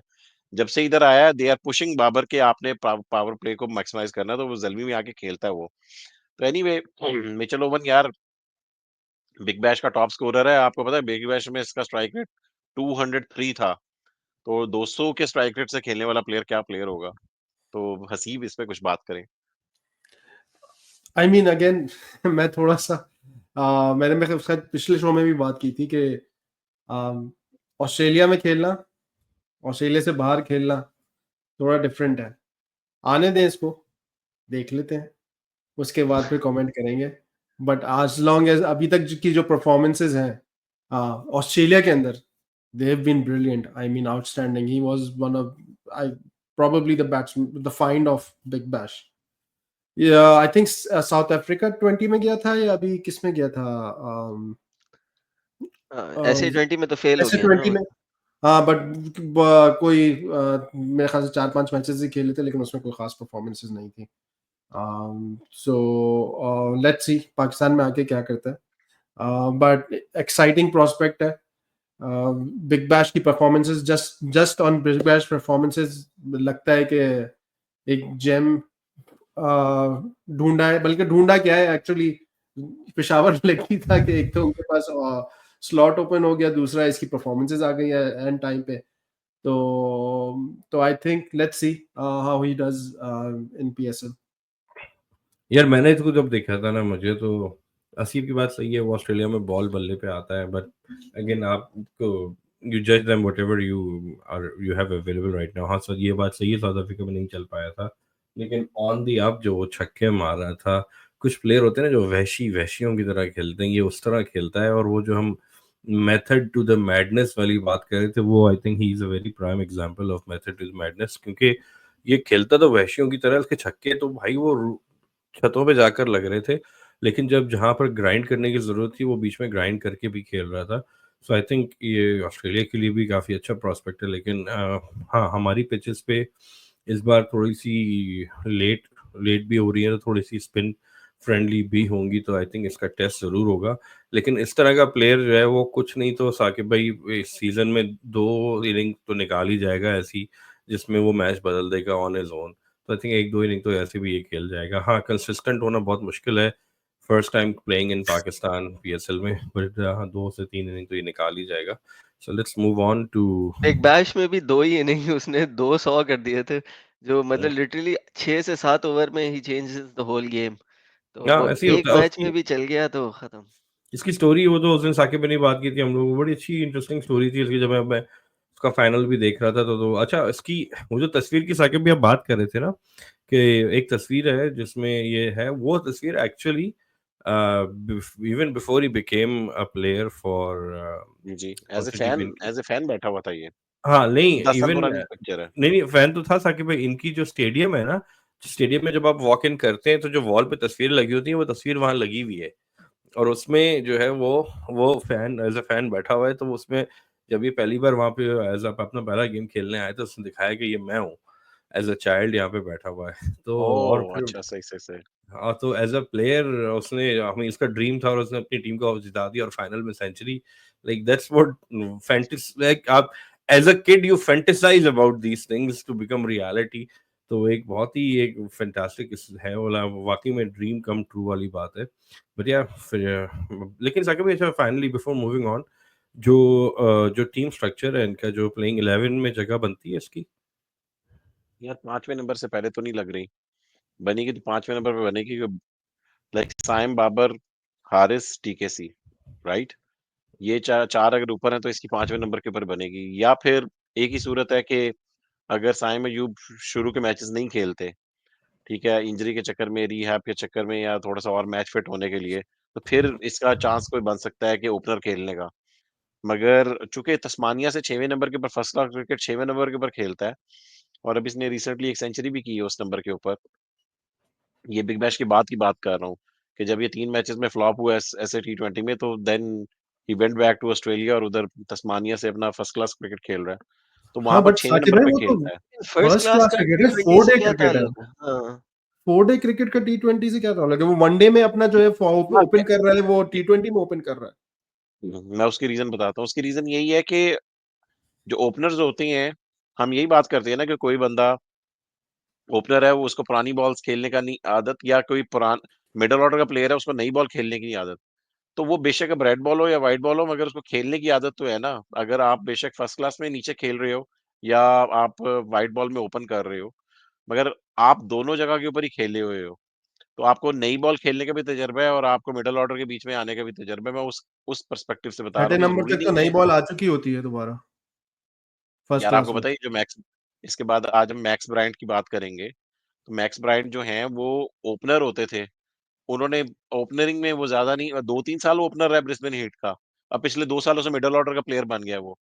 कौन तो सा ये प्लेयर स्पेशल साकिब भाई? केस होती है। Max? Max max bright. Bryant, अच्छा, मैं मैक्स समझा ब्रायंट वो मैक्स बाद में ब्राइट बात मैंने किसी साबुन का नाम लग रहा है, ये तो दो नहीं, साबुन नहीं, का। मैक्स ब्रायंट यार वो मेरा नाक भी बंद है और गला भी खराब है, तो आज और आगे पीछे भी मैं इसी तरह के नाम लेता हूँ। तो नहीं, दबवाल नहीं, है उस मुझे दिन मुझे लगा मैंने मिस कर दिया। मैंने कहा यार मैंने अभी प्लेयर की शक्लें लिस्ट देखी थी, मैंने कहा मैक्स ब्राइट कौन है ये? साकिब भाई नहीं, नहीं, दबवाल है। मैक्स ब्रायंट की बात, ये जो हसीब है ना, ये उस दिन मैं वो इथन बोश को ना इथान बोश कहता हूँ, तो ये पता क्या कहता है? कहता है कौन सा थान? मैंने दोबारा सुना, मजाक उड़ा रहा था, he was picking up on me, कौन सा थान? जबकि इसको पता था कि मैं किस प्लेयर की बात कर रहा हूँ। तो मैक्स ब्रायंट की बात कर रहा हूँ यार, सॉरी जरा नाक भी बंद है, मगर ये कि वो मैक्स ब्रायंट जो है वो दोनों वो ओपनर भी रहा हुआ है, मिडिल ऑर्डर में भी खेलता है, और अब ज्यादा मिडिल ऑर्डर में ज्यादा सक्सेसफुल हुआ है वो, उस कॉन्टेक्स्ट में कह रहा हूँ मैं। अच्छा, अगला प्लेयर आगे जो चलते है हैं यार। हमारी लिस्ट में कौन है? टीकेसी पे चलते डी हैं, मैक्स ब्रायंट पे बाद में बात कर लेंगे। टीकेसी अगला प्लेयर है। ठीक। टीकेसी प्लैटिनम में आरटीएम हुआ था। अच्छा, और मजेदार बात है कि इवन दो इनका लास्ट जश्न सीजन उसका सबने बड़ा मनाया था पुअर जिसका। रहा है। बहुत से सॉरी। लोग सरप्राइज्ड भी थे कि वो आरटीएम किया गया प्लैटिनम वाले राउंड में। But the strongest suit that he has PSL में, अगर आप देखें, उसका all time strike rate against spin specifically 167 का है, which is for the role that they expect of him will be very important. Plus backup wicket keeper वाला option भी दे देता है। तो वैल्यू तो है, बट प्लैटिनम वैल्यू है या नहीं, ये सिर्फ वक्त ही बताएगा। क्या ख्याल है जी, साहब? इस टीकेसी पे का ये इस कि पे पिछले साल तो बहुत बुरा गया। जी, जी। नहीं, नहीं साकिब भाई, इस पे सिर्फ मुझे टीकेसी पे लेके तो मुझे 12 वही राइट टू मैच वाला सीन याद आता है कि क्वेटा ने किस तरह जो है वो होशियारी करके इनका राइट टू मैच ज़ाया करवाया था, और हम सब जो है वो लाइव देख रहे थे, और हम सब ने जो है वो हमारी आईब्रोज रेस थी कि यार टीकेसी पे राइट टू मैच यूज कर लिया है। I think it was surprising not just to us, बाद में हमने लोगों से बात की, उनको भी हैरत हुई थी, लेकिन अपेरेंटली उनके लिए ये काफी ज्यादा इंपॉर्टेंट है। नहीं, वही एक तो ये कि इसके स्पिन के अगेंस्ट नंबर्स बहुत अच्छे हैं। रेसी वैन डूसन के स्पिन के अगेंस्ट नंबर उतने अच्छे नहीं थे, this is one of the reason. और सेकंड ये कि मिडिल ऑर्डर स्पिन के अगेंस्ट नंबर अच्छे, और विकेट कीपर वो तीन बॉक्स टिक कर रहा है, दैट वाज द रीजन। और दूसरी बात ये है कि वो लीडरशिप रोल के बीच में भी बहुत अच्छा है, and that was the reason Quetta Gladiators उसको प्लाटिना में लेना चाहती है। अदरवाइज पिछला साल इसका अगर आप देखोगे तो पिछला साल इसमें इसकी परफॉर्मेंसेस नहीं है, 10 के 10 मैचेस में इसकी कोई खास परफॉर्मेंसेस नहीं थी। मेरे ख्याल में 150-200 रन हो गए मैक्सिमम इसके पिछले साल, 120 मगर रन। Of course. हाँ, कितने? 120 रन। हाँ, 120 रन। तो आप ये देखें, ये तो 120 रन 10 मैचेस में है, 8 मैच मगर में। And and that was the reason, maybe Peshawar was thinking कि शायद इसके ऊपर कोई प्लाटिनम में उसको नहीं लेगा, इसको जाने दो। मगर अगर जाहिर बात है कि वो इतनी बुरी परफॉर्मेंस के बाद भी उसने प्लाटिनम में रजिस्टर करवाया था अपने आप को, तो there might be a reason. Maybe उसको इसको पता होगा कि चूंकि वो कोयटा ग्लैडिएटर से खेलते हैं, दक्कन ग्लैडिएटर में खेलते हैं नबील भाई के अंडर, तो वहां पर ही मे हैव अ फीलिंग कि मैं कोयटा में हो सकता है कि प्लाटिनम खेल लूं। और जाहिर बात है उसकी प्लाटिनम वैल्यू है, तो प्लाटिनम खेलने के लिए रजिस्टर किया और प्लाटिनम में दोबारा पिक हुआ। तो लेट्स ये सी इस कोयटा से दफा पहले ये कि 2018 में भी फीफा खेल के चला गया था ना। नहीं, नहीं, मैच खेला था, ये फाइनल खेला था। हाँ, लेकिन उस नहीं नहीं उसके बाद दोबारा आया था, तो वो कोविड वाली उसमें, तो उसमें he couldn't get out of the room because उसको कोविड हो गया था या उसको कोई बीमारी हो गई थी। ओह अच्छा, सही, सही, सही। ये नहीं, बीच आई में थिंक फिर वाज इट कोयटा आया टॉम था। बेंटन और वाज इट हिम? अब मैं हो सकता है कंफ्यूज कर रहा हूँ। नहीं, आई थिंक ये कोयटा एक ही दफा आया है, वो जो रिप्लेसमेंट उसमें आई थी 200 फाइनल। 2018 जिस में आया था नहीं, जहाँ तक मुझे हाँ, याद ये जिसकी बात कर रहे हैं ना सी, वो मिलर के साथ इस तरह हुआ था। वो आया पहले तो लेट आया, फिर वो क्वारंटीन में उसके दिन पूरे हुए, तो उतनी देर में वो पीएसएल ही बंद हो गई दोबारा। तो फिर वो मिलर के साथ ऐसा हुआ था वो। अब नहीं, किसी एक के साथ हुआ था जो कोयटा के लिए आया था, बट ही कुडंट, वो बीमार हो गया था, उसके बाद वो फिर खेल भी नहीं सका था, वापस चला गया था। बट एनीवेज, वो रील्स आया अच्छा, करने के बाद मैं किसी, हो सकता है टॉम बेंटन के साथ इसको कंफ्यूज ना कर रहा हूँ, लेकिन नहीं, मुझे नहीं, इसकी बेंटन ना तो वो खेला था कोयटा। अगला प्लेयर है मैक्स। कौन सॉरी, है? मैं, मैक्स ब्राइट। अरे भाई बात तो कंप्लीट करने दे मैक्स यार ब्राइट। जानी। हाँ, हाँ, कर ले। अच्छा, अम, मैं असल में मुझे ये वाली जो वो राइट टू मैच जब हुआ ना, तो मुझे वो पिछले साल ना एक और पेशावर का एक और राइट टू मैच याद आ गया। वो उस वक्त वो था सलमान इरशाद पे, तो लाहौर ने पिक किया उसको, अच्छा, लाहौर ने ना पूरी ना एक स्पीच की कि ये हमारे घर वापस आ रहा है, हमारा बच्चा था, हमने इसको बनाया। जब उन्होंने स्पीच खत्म कर ली ना, तो ज़ल्मी ने कहा right to match. That was Christian. सारा ये करके काफी फराज तुम एग्जैक्टली कुछ बोल रहे हो बट म्यूट पे हो। आतिफ बट राना की स्पीच थी। नहीं ऐसा मुझे ये इंस्टेंस याद नहीं आ रहा, हाँ, लेकिन है इन्होंने फनी है। पूरी स्पीच की, ये हमारा बच्चा है, हमने इसको परवान चढ़ाया है, इसने ये किया वो किया, अब ये वापस घर आ रहा है। जैसे ही स्पीच खत्म हुई तो ज़ल्मी ने कहा राइट टू मैच। मगर फिर वो सलमान रशाद के ऊपर तो चलो, वो तो अब हमने इस्लामाबाद यूनाइटेड में उस पे बात कर ही ली है। अगला प्लेयर कौन सा कैनी? Max Bryant. Max Bright? यार तुमने बिल्कुल ही ब्राइट कहना शुरू कर दिया। मैं मैक्स ब्रायंट है यार, उसका नहीं नाम नहीं, क्या मैं हो गया? मैं वाकई में इस दफा तो मैंने ब्रायंट ही कहा है यार। मेरा भी आपकी तरह कोई एलर्जी सीन हो रहा था कि भाई, but max Bryant was also on आप द दोनों का नून जो बिग है नून बैश। गुन्ना हो गया। सही है। But max Bryant was also on the big bash team of the season. जिस रोल पे वो खेलता है, पांचवे छठे नंबर पे 43 का एवरेज मेंटेन करना थ्रू आउट इस सीजन इज वेरी इम्प्रेसिव। और जो पॉइंट हसीब भाई शुरू में मिचेल ओवन पे कह रहे थे, क्योंकि मिचेल ओवन तो वैसे ही थोड़ा वैसी किस्म का जानवर है जो आई थिंक ब्रूट पावर से भी निकाल लेगा। बट आई थिंक जो ऑस्ट्रेलियन पिचेस पे और पाकिस्तानी पिचेस का जो एडजस्टमेंट होगा, that applies to Max Bryant a lot more in my eyes, जिस तरह वो खेलता है। बिकॉज वो get to the pitch of the ball वाली जो बात है, वो इस वाले इसके he will not get that kind of flourish in Pakistan. तो आई लाइक कि उनने रॉ पावर रखी है उनके उसमें, बट आई आई थिंक बहुत इंटरेस्टिंग होगा to see how he does on these surfaces. अच्छा, अच्छा, मुझे तो इनकी इसके बारे में सिचुएशन कुछ भी नहीं यार पता ये है। मैथ्यू हेडन और वीरेंद्र सहवाग है। अच्छा, मुझे इसके बारे में बिल्कुल नहीं पता है, तो मैं have nothing to add, so I leave it to you guys. यार ये ब्रिस्बेन हीट का ओपनर था कुछ साल पहले, क्योंकि मैं ब्रिस्बेन हीट को काफी फॉलो करता हूँ। तो ये ऐसा ही, जब तक ये ओपनर था ना, ये 20-25 रन का प्लेयर था। तो ये पिछले 2 सालों से मिडिल ऑर्डर में खेलना शुरू हो गया, तो इसके इनिंग्स, इसके रन आना शुरू हो गए हैं फाइनली। तो ये वाला सीजन इसका बहुत अच्छा गया है। तकरीबन 250 के करीब रन गए हैं इसने रन किए हैं। और हमें स्ट्राइक रेट भी अगर आप देखो तो शायद 160 के करीब स्ट्राइक रेट है। हाई रिस्क क्रिकेट खेलता है, हर बॉल के ऊपर मिड विकेट इसकी फेवरेट शॉट होती है अक्सर, और वहीं पर इसकी बाउंड्रीज आती हैं ज्यादातर। तो मगर ये कि सिल्वर के बीच में यार, इट्स एन अमेजिंग पिक। तो मेरा ख्याल में ये मिडिल ऑर्डर के चूंकि काफी प्लेयर्स इस दफा लिए हैं इन्होंने, तो उसमें काफी वैल्यू ऐड करेगा। तो मुझे लग रहा है कि ये फिनिशिंग वाले रोल के ऊपर भी काफी अच्छा जल्मी को जो है ऐड कर सकता है, फिनिशिंग वाले रोल ले सकता है ये। अगले प्लेयर पे चलते हैं।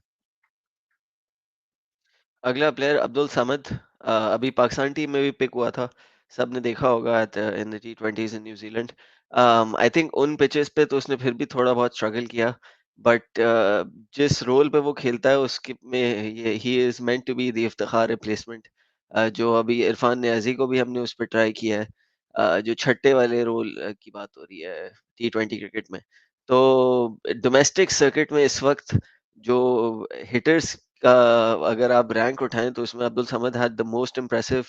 इससे पहले वाला भी नेशनल T20, आई थिंक ही पीएसएल ड्राफ्ट से पहले उसने अपने आप को एक ऐसी पोजीशन में ले आया था कि उस स्लॉट में he was probably the best local option available, इसीलिए वो गोल्ड में मेरी नजर में वाइल्ड कार्ड हुआ। And I think that he hold strong promise, क्योंकि अभी आसिफ अली का for example in a similar mould वो टाइम निकल गया है। उसको भी जलमी ने आजमा लिया। तो now they are taking a chance on Abdul Samad, hopefully impress करेगा। वैसे इसने जो 40 रन वाली इनिंग्स आखिर में खेली थी, वो मैच खत्म हो हालांकि गया वो था तब। मैच तो खत्म हो चुका था, वो अपनी पर्सनल इनिंग्स ही खेल रहा था, बट उसमें लग रहा है कि ये ग्राउंड शॉट्स वगैरह भी खेल सकता है। वो सिर्फ वो टुल्ले वाली काम नहीं है कि आएगा और हर बॉल पे 6 मारेगा। तो लग रहा है कि उसके पास ग्राउंड शॉट्स भी हैं। तो वहां से ये ग्लिम्स आई है कि मुझे मिली है कि ये लंबी इनिंग्स भी खेल सकता है, सिर्फ ऐसा नहीं होगा हर बॉल पे घुमाएगा और आउट हो जाएगा। इसका तो साकिब आप लोगों भाई को कैसा लगा है? इसका साकिब भाई, जो हम बात कर रहे थे हारिस की ना, कि उसके 70% जो भी है वो प्री डिटरमेंट शॉट्स होते हैं, इसको मैंने जितना देखा ये प्री डिटरमेंट कम खेलता है, अपने पावर पे, अपने बाजू पे थोड़ा सा भरोसा रखता है। तो यस, जो आप बोल रहे हैं ग्राउंड शॉट्स, अच्छा ही समबडी मैं एक्सपेक्ट कर रहा हूँ कि इस PSL ये तो खैर काफी सक्सेसफुल होने वाला है, क्योंकि पिचेस भी जो है थोड़े से मतलब की होंगी और यूज्ड टू भी है, एंड ही और बहुत ज्यादा यंग भी नहीं है, कि ग्राइंड किया हुआ है, काफी टाइम गुजारा है। और सबसे अहम चीज मुझे लगी थी जब इसने, आई थिंक चैंपियंस कप था जब इसने ये भी मारा था, एकदम सामने आया था, इसका इंटरव्यू मैंने सुना था एक, आप लोगों ने गालबन सुना होगा वो। तो उसमें इंटरव्यू में उसने बोला, कहते यार ये एम ही नहीं हो जाता कि मैं ऐसे ही आया और मैंने मार दी, कहता है मैंने अपने हिटिंग पे, पावर हिटिंग पे और शॉट्स बनाने पे काफी काम किया है। ऐसे नहीं है कि मैं बॉल देख रहा हूँ, हिट द बॉल का नहीं है, इट्स अ होल प्रोसेस जो कि मैंने फॉलो किया है और टाइम लगाया है। तो वो सुनकर मुझे भी बड़ा हार्टनिंग लगा कि इतनी कंपोज्ड उसमें जो है वो, और उसने बोला कि यार ये चैंपियंस कप, हालांकि उसके बाद वो फ्लॉप ही हो गया था, एक आध इनिंग खेली थी उसने उसके बाद, लेकिन उसने कहा कि मुझे पता था कि ये चैंपियंस कप एक जो है ना शोपीस इवेंट है मेरे लिए और मेरे जैसे प्लेयर्स के लिए, तो मैं प्रिपेयर होकर आया था कि मुझे इस चैंपियंस कप में परफॉर्मेंस देनी है, और मेरे अल्लाह ने मुझसे करवाई। So I think that was something very heartening कि यार एक बंदा जो कि वो थोड़ा सा अगेन प्लान लेकर आता है और see the ball hit the ball नहीं है, he has a process, he has a plan, और मेरे हिसाब से it's a very good pick out. I think he's going to have a very good season for Peshawar Zulmi this year. मुझे तो इसमें खुशी बस अच्छा, ये इसी सिर्फ बात एक की हुई है चीज कि इसकी स्ट्राइक रेट के ऊपर, नहीं बस इसके स्ट्राइक रेट पे एक छोटी सी चीज, मैं इसका ब्लेंड बड़ा इंटरेस्टिंग है। इसका 137 का स्ट्राइक रेट है T20s में, जिसमें पेस के खिलाफ 119 है और स्पिन के खिलाफ 149 है। तो I found that very interesting कि for the position that he plays, जो पांचवें छठा नंबर है, मोस्टली उसका entry point you would expect आखिरी 6 ओवर पेस के Pace के अगेंस्ट होगा, against होगा। But he seems to be a much better hitter of spin than he is of pace, purely based on his strike rate. I thought नहीं it यार, अच्छी। पहले तो ये बताओ ये नंबर आपको कहाँ से मिलते हैं? आपने वो क्रिकविज की कोई वो सब्सक्रिप्शन ली हुई है आपने? ये हमें तो ये वाले क्रिक नंबर्स नहीं मिलते। क्रिक मैट्रिक की वो उसके अंदर आ जाते हैं ना सारे स्टार्ट्स में। अच्छा अच्छा अच्छा। यार मुझे यार तो इस बात की खुशी हुई है कि शुगर एक प्लेयर में मतलब कि आया है, तो वो he's tall, he's strong, he's muscular, और वो मसल करता है बॉल को। नहीं तो मैं अब ये काफी इस छोटे छोटे प्लेयर्स देखे ना यार, हमारे वो आकिब भाई वाली बात तो ठीक है, बॉडी शेमिंग है, इस तरह बात नहीं करनी चाहिए, मगर हम लोग तो फैंस हैं।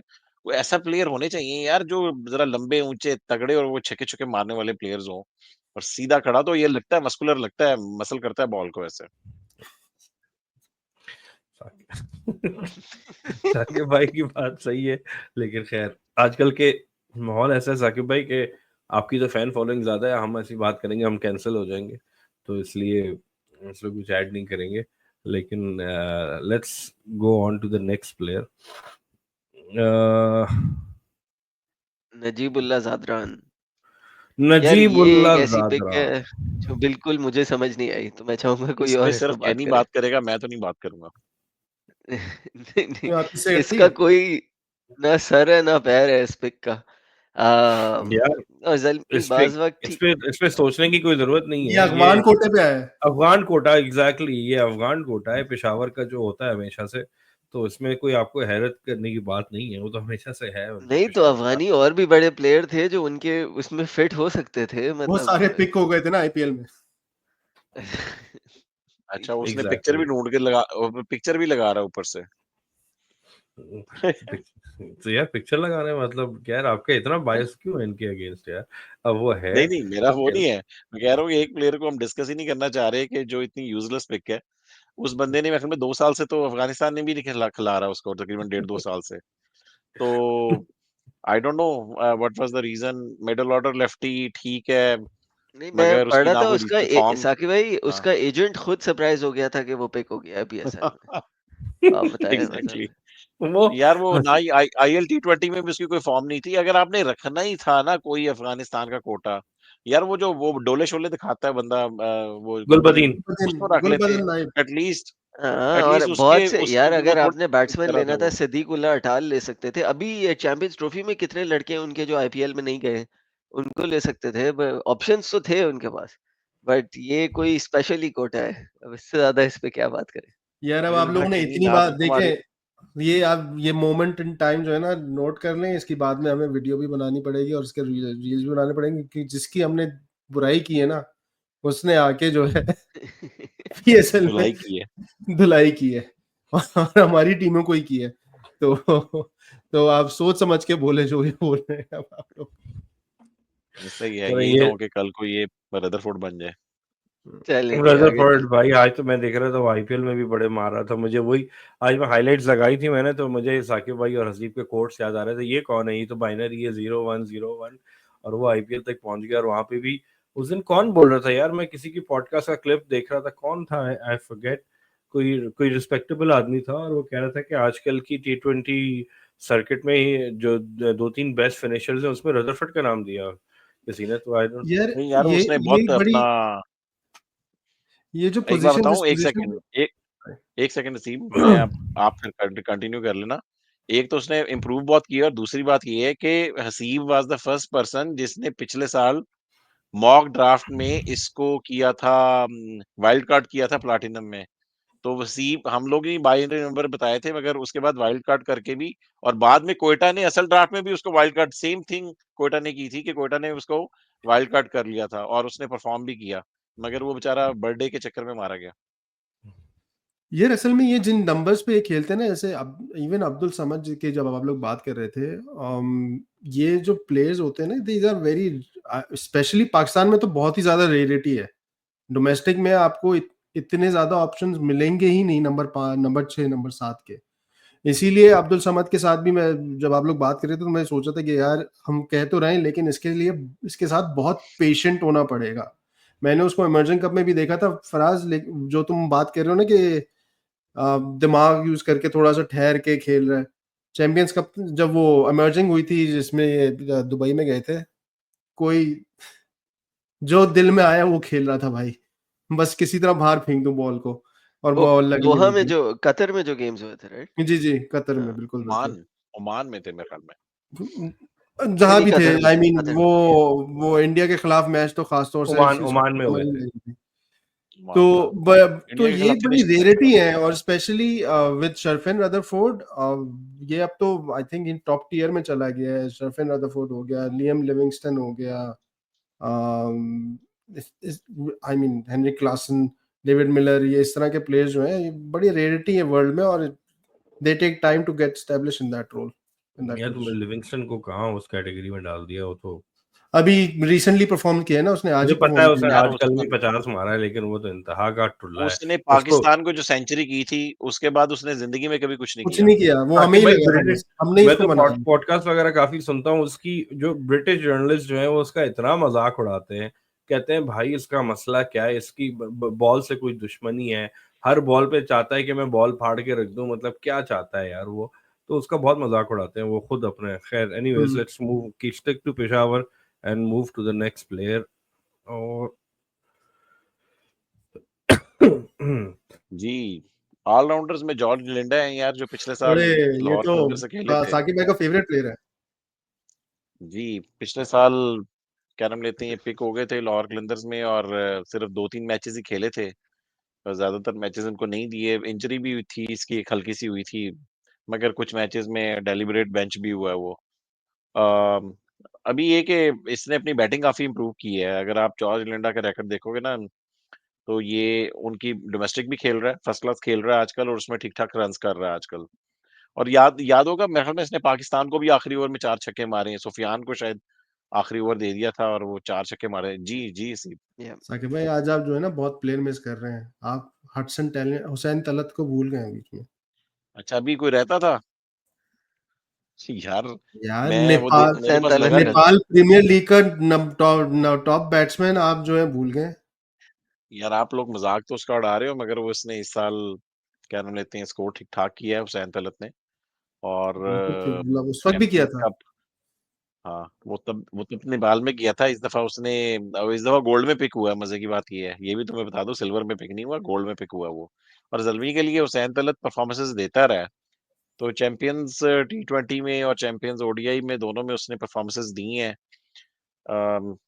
मिडिल ऑर्डर लेफ्टी वाली पोजीशन है, और बॉलिंग भी कर लेता है, और मगर ये कि अभी नेशनल T20 हुसैन तलत का इतना ज्यादा अच्छा नहीं गया as a batter. As a captain तो बहुत अच्छा गया, क्योंकि उसने as a captain Lahore Blues को जो है वो चैंपियन बनवा दिया इस नेशनल T20 कप का।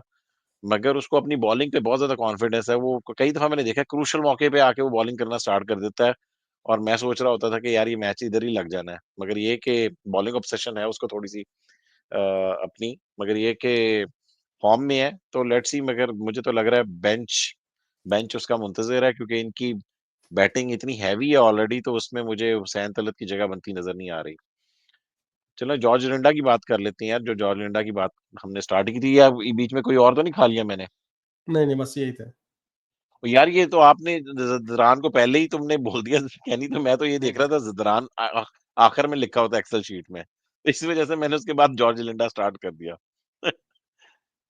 तो लिंडा का ये कि यार बैटिंग अच्छी उसकी नहीं फॉर्म नहीं, चल रही है, लेफ्ट आर्म स्पिन अच्छी चल रही है, और इनके बैलेंस कॉर्बिन बॉश जब से पुल आउट कर गए तो उसके बाद इनको एक ऑलराउंडर चाहिए था। फास्ट बॉलिंग में तो उनको कोई ऑलराउंडर नहीं मिला, तो फिर इवेंचुअली इन्होंने George Linda was very widely expect हो रहा था कि शायद एक अच्छा ऑलराउंडर लिंडा ही बचा है। तो मुझे लग रहा है कि अगर ये कोई फास्ट बॉलिंग ऑलराउंडर नहीं लेते नाहिद राना की रिप्लेसमेंट में, तो फिर हो सकता है कि जॉर्ज लिंडा तकरीबन हो सकता है आपको सब मैचेस में नजर आए। जी हसीब इस पे क्या ऐड करेंगे? नहीं, आई थिंक जॉर्ज लिंडा के ऊपर हम उसमें रिप्लेसमेंट ड्राफ्ट में भी बात कर चुके हैं ऑलरेडी, और मेरा पॉइंट ऑफ व्यू वही है कि आई मीन मुझे थोड़ी सी अननेसेसरी प्रिक लगती है, but again based on the fact कि मुझे ये कैवियट के साथ ही बोलना पड़ेगा कि मुझे नहीं पता कि और क्या ऑप्शंस थे on the table for Peshawar Zalmi to pick, but I mean recent performance के हिसाब से ही इज अ परफॉर्मर, एक एक तरह से वेटरन है समझ लें आप, T20 का भी और लिमिटेड ओवर्स का, but it's an okay pick for me. मेरा मेरा ख्याल था कि आई यार थॉट मगर हसीब अगर आप उनकी पूरी टीम की कंपोजिशन देखो, ऑलराउंडर है ही नहीं ना कोई।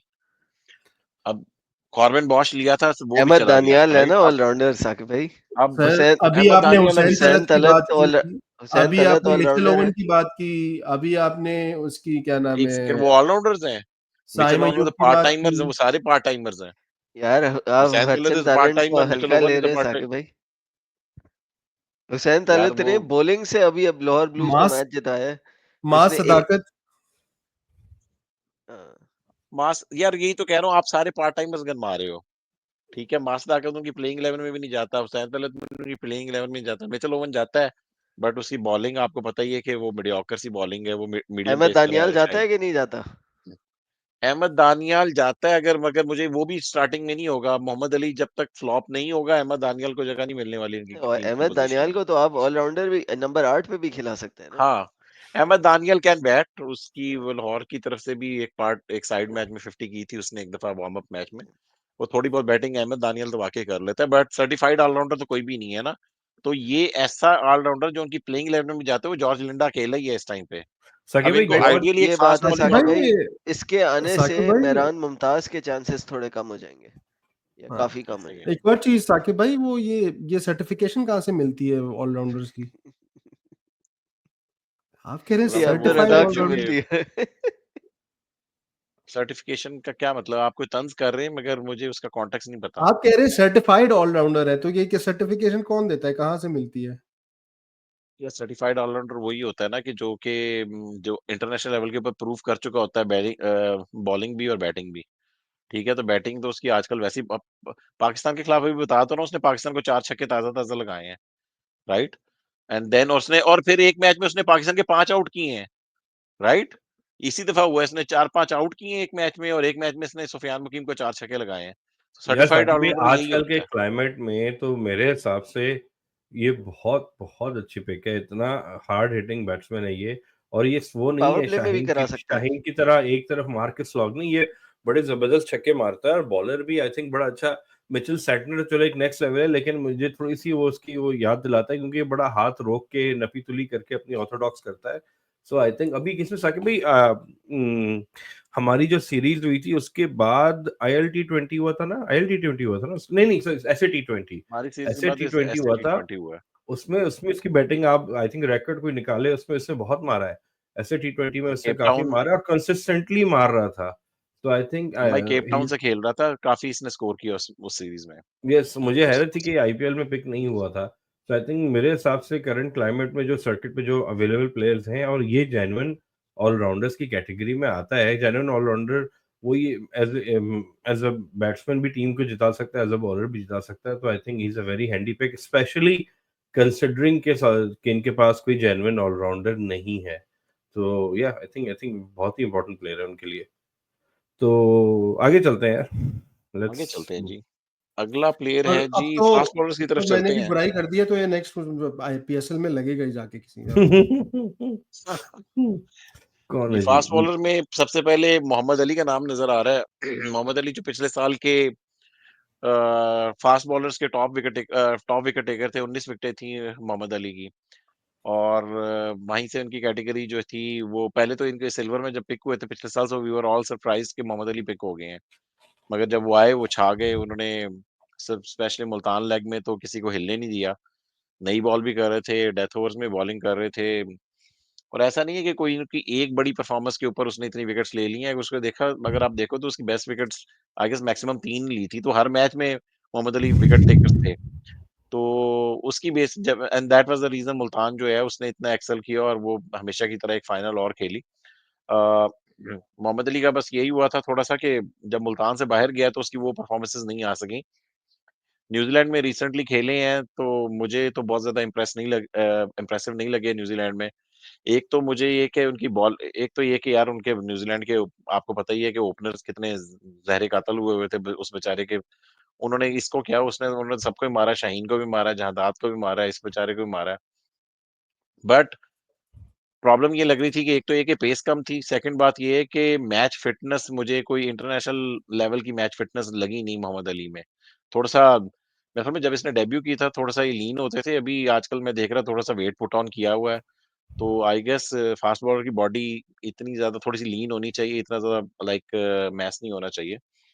तो इस दफ़ा लेट्स सी कि इन्होंने डायमंड में पिक किया है। तो मुझे लग रहा है उनकी स्टार्टिंग प्लेइंग इलेवन में तो फॉर श्योर होंगे। तो कैनी बता सकते हैं इनके बारे में क्योंकि कैनी की टीम से गए हैं ये। तो कैनी क्या को आप ऐड करोगे इस पे? आई थिंक मतलब जिस टॉप पे न्यू बॉल से 2 ओवर करने वाले, डेथ पे 2 ओवर करने वाले ऑप्शंस आपके पास कम है, स्पेशली लोकल जो ऑप्शंस अवेलेबल थे।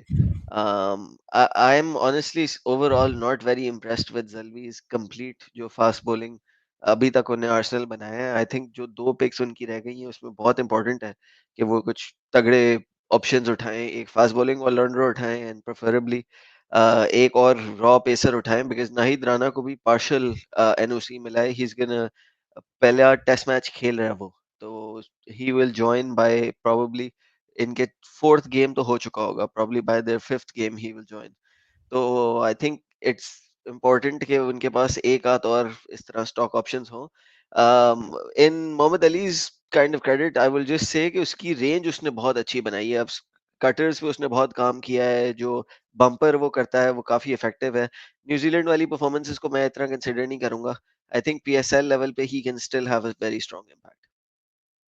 यार मैं मोहम्मद अली का बहुत बड़ा सपोर्टर था जब वो टीम में आया, जब इवन हम चैंपियंस ट्रॉफी में, साकिब भाई आपको याद होगा ट्विटर पे हम लोग जो है स्क्वाड बना रहे थे, तो मैंने मोहम्मद अली का नाम उस वक्त भी दिया था कि ये अगले 2 एशिया कप और अगले साल के T20 वर्ल्ड कप के लिए होना चाहिए। अब ये जो इसका स्टॉक गिरा है आफ्टर द न्यूजीलैंड टूर, यार लेकिन रग्बी अभी हमारे पास बॉलिंग रिजर्व्स इतने ज़्यादा जो है ना वो कमज़ोर हैं, इतने ज़्यादा कमज़ोर हैं कि उसमें एक मंजा हुआ बॉलर जो है वो, ठीक है, अभी न्यूजीलैंड की पिचेस तो यार एस्कानी side, I mean I don't know how much, क्योंकि वो अपने बाउंस से और उससे वहाँ पे तो लग रहा था कि हम अलग पिच पे खेल रहे हैं, वो लोग अलग पिच पे खेल रहे हैं। और Mohammad Ali, I was expecting better from him, क्योंकि हमने मोहम्मद अली को जो टेस्ट में खिला दिया था इंग्लैंड के खिलाफ फ्लैट पिचेस पे, तो यही था कि यार इतना उसने खजल खुआरी करके टीम में आया है, फिर हमने उसको फ्लैट ट्रैक्स पे, रोड्स पे खिला दिया। उसके बाद अब न्यूजीलैंड लेकर गए, वहां पर नहीं चला। अब न्यूजीलैंड में अभी काफ़ी फ्लैट ट्रैक्स थी। तो अब एशिया कप जो है वो एशिया में होना है, अगला वर्ल्ड कप जो है वो भी एशिया में होना है। तो आई डोंट थिंक कि हमें इस सीरीज को जो है वो बनाकर, बेस बनाकर उसको बाहर कर देना चाहिए। और जो हमने पहले 2-3 रिव्यूज में बात की साकिब भाई के, मैं पीएसएल को, लोग माने ना माने, मैं इसको इन आइसोलेशन ही देखता हूँ, क्योंकि पीएसएल टू पीएसएल परफॉर्मेंस काफ़ी मैटर करती है। हाँ, इसका फ़र्क ये ज़रूर है, वो आपने पॉइंट बिल्कुल वैलिड आपका वाला, बल्कि सबने ये बात उठाई थी कि मुल्तान से निकलते ही उसकी परफ़ॉर्मेंसेस बिल्कुल बदल गई थी, लेकिन उसका मेरा उस पे काउंटर ये होता है कि भाई उसने ज़िंदगी भर तो मुल्तान में नहीं खेला है, तो he has a body of work behind him and he has developed skills over the years which definitely will be in his favour. और अली तरीन ने जो सबसे ज़्यादा अफ़सोस ज़ाहिर किया था, वो इसी के मोहम्मद अली के जाने पर ही ज़ाहिर किया था। So I think that means he is valuable to the team and he उसके जो स्किल सेट है, वो अभी हमारे पास बहुत कम ही बॉलर्स में है। मैंने तो उसको जब वो मुल्तान में बॉल कर रहा था, मैंने तो उसको बॉलिंग मशीन का टाइटल दिया था। मुझे लगता था बॉलिंग मशीन ही है, जहाँ चाह रहा था वहाँ बॉल कर रहा था। So anyways if you guys are done with him, let's move on and कौन है अगला हमारा? जी, नाहिद। नाहीद राणा की बात कर लेते हैं। नाहीद राणा यार, young right arm fast bowler from Bangladesh. Pakistan का जब टेस्ट टूर किया इन्होंने, तो उसमें इन्होंने पाकिस्तानी बैटर्स को काफी तंग किया है, और मेरे ख्याल में वहीं से आई टेस्ट पास करके मोहम्मद अकरम ने उनको इधर भी पिक किया। पेस बहुत ज्यादा है, I guess 140s, high 140s में बॉलिंग करते हैं बांग्लादेश ने। आई गेस फर्स्ट टाइम इतनी रॉ पेस दी है इंटरनेशनल लेवल के ऊपर। मगर other than that performance, like वो जो पाकिस्तान के खिलाफ टेस्ट मैचेस में परफॉर्मेंसेस उन्होंने दी थी, उसके अलावा इनकी कोई उस तरीके से अभी तक नोटिसेबल परफॉर्मेंस मुझे याद तो नहीं है। मगर सैंपल साइज भी कम है, ज्यादा देर तो हुई नहीं इंटरनेशनल क्रिकेट में। बट चैंपियंस ट्रॉफी में मैं देख रहा था कि इन्होंने एक मैच में न्यूजीलैंड के खिलाफ अच्छी बॉलिंग की थी, पिंडी वाले मैच में। तो उसमें अच्छा इनका ओपनिंग स्पेल था, अच्छी लाइन लेंथ है। मुझे ये था कि जितना वो टॉल है, तो वो थोड़ा सा शॉर्ट ऑफ लेंथ करने की आदत होती है हमारे जनरली बॉलर्स को। मगर ये कि इन्होंने काफी आगे बॉल की थी इसने, थोड़ी सी रचिन रविंद्रा के खिलाफ अच्छी बॉलिंग की थी इसने। बाकी अगर इसको आप देखो बांग्लादेश प्रीमियर लीग में, अगर आप इसके नंबर देखोगे, दे आर पैथेटिक। लाइक वो पहले 15 बॉलर्स में भी नहीं है। हालांकि बांग्लादेश प्रीमियर लीग में तो इस तरह के बॉलर को इतनी रॉ पेस में सबसे ऊपर होना चाहिए, मगर ये टॉप 10-15 में, मतलब 15वें-16वें नंबर के ऊपर जाके है। और सेकंड बात ये है कि इसको वहां पर एक्सपेंसिव भी बहुत रहा है, लाइक 9+ की इकोनॉमी से, या 8.5 के करीब की इकोनॉमी से उसको रन्स पड़े हैं, कंसीड किए हैं। जब ये पिक हुए थे तो I was not happy with this pick, क्योंकि सिर्फ एक टेस्ट सीरीज के कुछ स्पेल्स के ऊपर ये पिक हुई थी। और लेट्स सी कि वो आते हैं, कितने मैचेस खेलते हैं पार्शली, और स्टार्टिंग प्लेइंग 11 में जाते हैं नहीं जाते। तो बस क्या ऐड करोगे सीब आप? नहीं साकिब भाई, आपने सब कुछ ही कवर कर दिया है। अगेन मुझे बस ये एक चीज पूछी थी, वो ये था कि किस किस कैटेगरी में पिक हुआ था? गोल्ड। गोल्ड में। और गोल्ड में अगर ये ना पिक होता तो और कौन से ऑप्शंस होते हैं इनके पास? बिकॉज यार वो तो और the reason why I ask is gold. क्योंकि इनके पास बॉलिंग ऑप्शंस बहुत लिमिटेड है, खासतौर से Yeah. फास्ट बॉलिंग में। तो और I think that is the reason why they went for him, कि इसने पाकिस्तान में तो कम से कम परफॉर्म किया हुआ है। अच्छा यार चक्कर साकिब भाई, वही है ना कि कहानी इनका हंसी, मैं मुझे मेरे जाने का टाइम आ गया, मैं इजाज़त चाहूँगा। आप लोग शो को कंटिन्यू करें और शो को ख़त्म कीजिएगा। जाने से पहले साकिब भाई, एक बार फिर अपने व्यूअर्स को बता दें कि यार इस पीएसएल सीज़न 10 में जो है हम रेलू कट्टे हुए doing something different. We are doing a collaboration, जिसकी न्यूज़ आपको अगले 1 से 2 दिन में इंशाल्लाह मिल जाएगी। We are very excited about it. Hopefully आप लोगों को भी जो है वो पसंद आएगा and you guys are gonna enjoy the new season. और रेलू कट्टे की जो कोशिशें हैं इस साल, वो आपको पसंद आएंगी। तो एनीवेज साकिब भाई, यू गाइस कैरी भाई मैं ऑन। तो रेलू कट्टे पे नहीं आ रहा, सीधी सी बात है। आप अगर लोग आप नहीं आ करेंगे रहे तो फिर मैं बताइए। भी नहीं आ रहा। आप नहीं आ मैं रहे भी तो नहीं फिर आ मैं भी नहीं आऊंगा। ये जो है इस सब की रहा। आपको रीजनिंग नो आई एम पता चल सीरियस, जाएगी। आप लोगों ने करना है करें, मैं तो नहीं आ रहा रेलू कट्टे पे। चलिए, सबकी डिटेल आपको मिल जाएगी और ये क्यों रेलू कट्टे पे नहीं आ रहे, तो ये भी वजह आपको पता चल जाएगी सबको। तो एनीवेज, थैंक यू गाइस, अल्लाह हाफिज एंड गुड नाइट। आप लोग कैरी ऑन करें। जी जी, कैनी, what's your take on Nahid Rana? I think दूसरे ऑप्शंस कौन से अवेलेबल थे जो सी भाई बात कर रहे हैं। If you look at even the platinum, तो वो basically they had the option of going for somebody like a Tymal Mills at the time, जो लेफ्ट आर्म रॉ पेस है। उस तरह के आपके पास जो रॉ पेस को वो फुलफिल करने की कोशिश कर रहे थे, वो वाले Because Riley Meredith, for example, बाद में जाके supplementary में pick हुआ है. He could have been picked at the time. जब when they took the leap of faith. Jason Behrendorff है Australian pacer. He could have been picked. But Mohammad Akram अपनी आप को बहुत जो आय पे है वो बहुत बैक करते हैं. And उनका आई टेस्ट ऑलरेडी पास हो चुका था, तो फिर I don't think they wanted to wait for anything else. चलें जी, नेक्स्ट जो प्लेयर है हमारे पास अली वो रजा. है अली रजा, यंग अली रजा.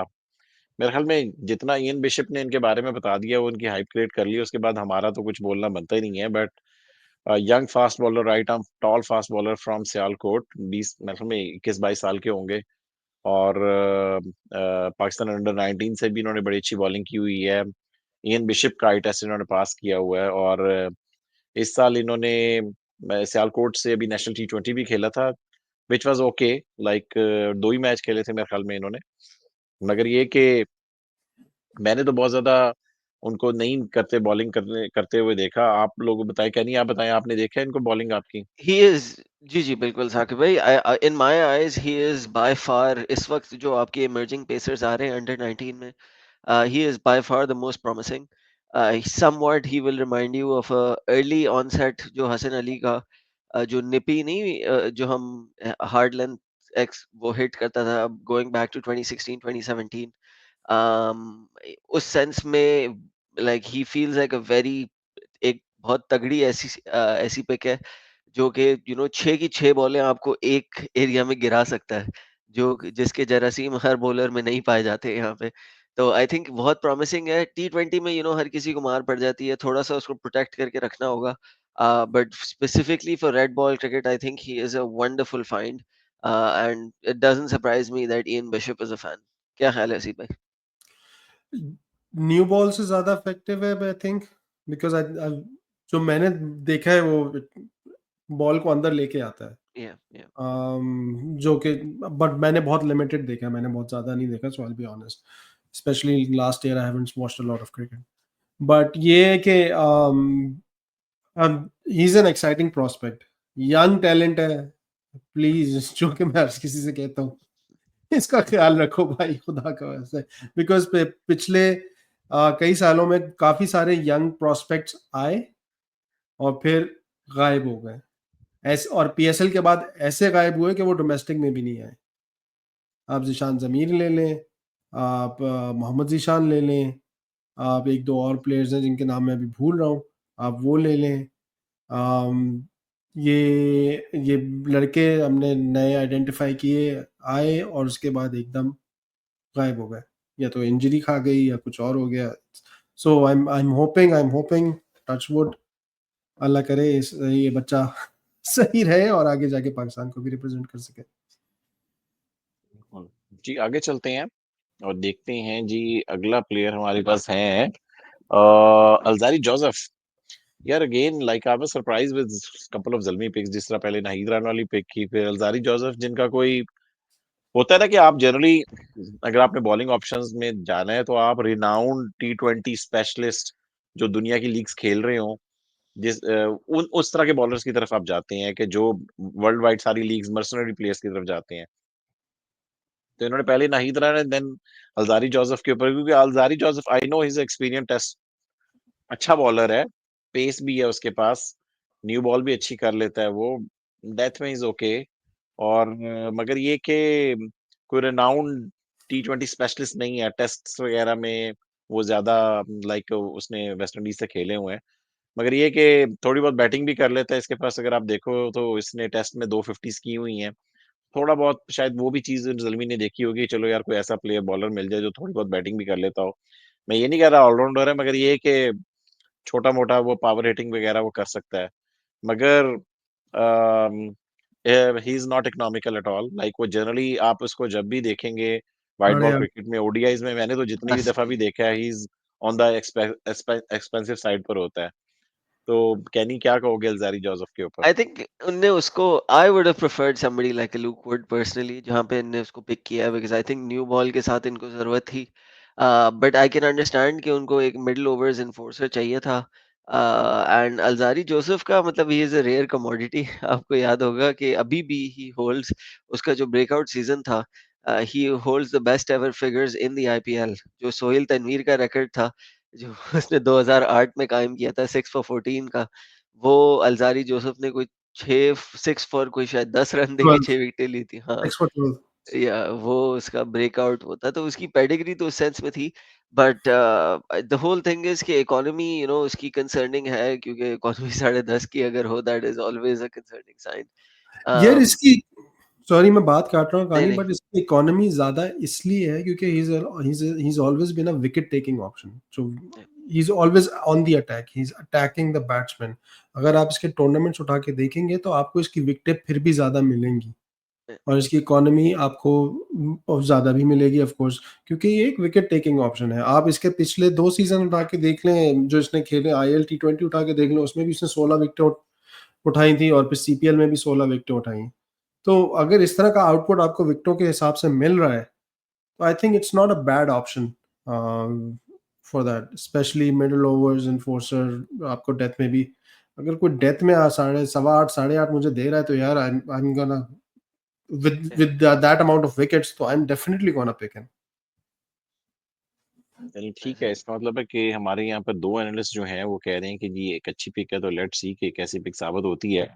अगले फास्ट बॉलर जाते हैं जी। आखिरी फास्ट बॉलर हमारे पास Lahore Qalandar player development program के fashion symbol Danny Ahmed Daniyal. Ahmed Daniyal का ये है कि यार डोमेस्टिक में अच्छी बॉलिंग उसने स्टार्ट कर दी है। आई गेस चैंपियंस टी20 चैंपियंस कप वगैरह में उसने अच्छी बॉलिंग की थी। देन लाहौर की लाहौर वाइट से शायद खेला है नेशनल टी20 भी। अम, तो बैटिंग भी कर लेता है, पेस भी उसकी अच्छी हो गई है, लाइन लेंथ भी इसकी अच्छी है। काफी इंप्रूव्ड बॉलर लग रहा है as compared to what he was in Lahore Qalandars. Lahore से तो पीएसएल 6 ही खेला था, उसके बाद 7 में या 8 में तो फिर इसको जगह भी नहीं बनी उसकी, और क्या कहते हैं उसके बाद वो ड्रॉप हो गए थे पिछले सीजन। तो लेट्स सी के मगर काफी इंप्रूव क्रिकेटर लगा है मुझे। और ये ऐसा नहीं है कि यही साल उसका अच्छा है, कि उससे पिछले साल भी इसका डोमेस्टिक जो था उसमें काफी अच्छा बॉलर लगा था मुझे। तो क्या ऐड करोगे क्या नहीं इसके ऊपर डैनी पे? आई थिंक बैटिंग डेप्थ के सेंस में वो काफी यूटिलिटी ऐड करता है, because you can play him at an 8। And मतलब बॉलिंग में ही काफी शॉर्ट रन अप से जिस तरह की वो पेस जनरेट करता है, that is impressive. But yeah I mean I think they can use him because इनकी बॉलिंग ओवरऑल तगड़ी, इतनी तगड़ी नहीं लग रही है। तो again I am very curious to see कि कौन सी 2 पिक्स जो रह गई हैं वो इसमें किसको पिक करते हैं। But Ahmed Daniel on his own for utility pick, very good pick for in that silver position to accommodate him 100%. चलेंगे, अब हमारे स्पिनर्स रह गए 3, उनको डिस्कस करते हैं हम। सबसे पहले जी सुफियान मुकीम है, जिन्होंने कल ओडीआई में भी कल बहुत अच्छा स्पेल किया, बहुत जबरदस्त स्पेल किया। और इससे पहले टी20 में भी इनको एक ही टी20 खिलाया गया था, आखिरी उसमें भी एक ही ओवर दिया गया था, एक ऐसे मैच में जिस बहुत हाई स्कोरिंग, जिसमें न्यूजीलैंड ने पाकिस्तान की बहुत धुलाई की थी। तो सुफियान ने वहां पर 2 रन का शायद ओवर निकाला था। और कल भी उसने अपने 10 के 10 ओवर जो है आई गेस 30-35 रन के ऊपर निकाले, और डेरिल मिचेल की उसने विकेट भी ली। तो वेरी वेरी इंप्रूव्ड बॉलर। और आई एम रियली हैप्पी कि कोई रिस्ट स्पिनर हमारे पास, कोई लेफ्ट आर्म रिस्ट स्पिनर भी हमें मिला है। और पाकिस्तान के लिए भी बड़ी खुशाइंद बात है कि, और पेशावर जल्मी के लिए भी वो इस दफा लग रहा है कि 10 के 10 मैचेस खेलेंगे। He would be the primary spinner. तो पेशावर जल्मी को as a like historically Peshawar Zalmi spinners पे बहुत ज्यादा एतमाद नहीं करती, मगर इस दफा पेशावर जल्मी के पास बहुत ज्यादा स्पिनर्स हैं, जिसमें सुफियान मकीम जो है वो इनके महल में स्पिन के को लीड करेंगे। तो क्या कहते हैं कैनी आप इसके ऊपर? Sufiyan prime wicket taking option है, एंड आई रियली होप आपकी बात सच हो, उसको 10 के 10 मैचेस मिले, because he needs that consistency. Sufiyan Muqeem की सबसे खास बात यही है ना कि वो ये लेफ्ट आर्म जो रिस्ट पिन एंगल है, ये इतना रेयर है कि आपके बहुत से राइट हैंडेड बैट्समैन इस पे फंसते हैं। और सुफियान मुकीम की अब एक लेवल ऑफ कंसिस्टेंसी भी आ गई है। शुरू में जब लास्ट सीजन आप उसको पीएसएल में देखेंगे तो उसकी उस लेवल की पेस पे वो रिलीज नहीं करता था, तो बहुत से बैट्समैन बैकफुट पे जाके इजीली नेगोशिएट कर लेते थे। अब उसकी बॉल भी अच्छी खासी पेस पे गिरती है और ब्रेक भी बहुत प्रॉपर हो रही है। I think he will be इस सीजन पे. I wouldn't like, for me he is an underdog for the highest wicket taker shout this season. यार टीम आपने इसमें कल उसकी देखी थी, 2-3 उसने कितनी जबरदस्त डिलीवर अनप्लेएबल डिलीवरीज की थी इसने कल 2-3। सर बिल्कुल. बिल्कुल, और जो सबसे अच्छी बात मुझे लगी इसकी वो ये कि कंट्रोल था इसकी बॉलिंग में। आई मीन मैंने, आप अगर दूसरे इस तरह के स्पिनर्स को देखें, उनकी कंट्रोल इतना अच्छा नहीं होता। इवन आप अगर इसकी तबरेज शमसी की भी मिसाल उठाएं, उसके ओवर में 1 से 2 ऐसी बॉलें होती थी जो कि या तो फुल टॉस हो जाती थी या फिर लेग स्टंप से वाइड हो जाती थी। इसी तरह आप नूर अहमद की मिसाल ले लें। नूर अहमद का तो स्टेपल है कि उसने एक ओवर में जो है किसी ना किसी तरह वाइड देनी है या फुल टॉसें मारनी है। तो सबसे अच्छी जो इम्प्रेसिव बात मुझे लगी इसकी सुफियान की, वो ये था कि एक तो उसका कंट्रोल था, एंड ही वाज एक्चुअली जहाँ उसको जिस तरह का स्पिन करना था वो करना था। बल्कि गुस्सा ही आ रहा था कल थोड़ा बहुत कि मिच हे को उसने 2 इतनी प्यारी-प्यारी बॉलें उसने मिस कराई और उसके बाद रिजवान ने उसको अटैक से ही हटा दिया। उस वक़्त मिच हे कि ताज़ा-ताज़ा आया था, 3 या 4 बॉलें खेली थी और उसको अटैक से हटा दिया क्योंकि जी इसने उसके इकट्ठे 10 ओवर नहीं आखिर किए में कल? चल रहे थे। हैं जी? इसने इकट्ठे 10 नहीं किए कल? नहीं, बाद में इकट्ठे 10 आके नहीं किए, पूरे किए 7 ना, ओवर के बाद बाद में उसको पूरे किए. हटा लिया गया। वो इस और स्पेसिफिकली उस वक़्त हटाया गया जब उसने 2 ऐसी प्यारी बॉलें उसको कराई, हे को, और उसको उसने मिस कराया है कि थोड़ा-सा एज लग जाता है, विकेट पे पड़ जाती बॉल तो वो आउट होता। वो आपने उसको अटैक से हटा के उस जो भी प्रेशर बनाया था वो सारा उस पे प्रेशर हटा दिया। तो थोड़ी बहुत हम ये भी तो हर बेवकूफ़ियाँ करते हैं ना कि ओवर बचाने के चक्कर में अटैक भूल जाते हैं।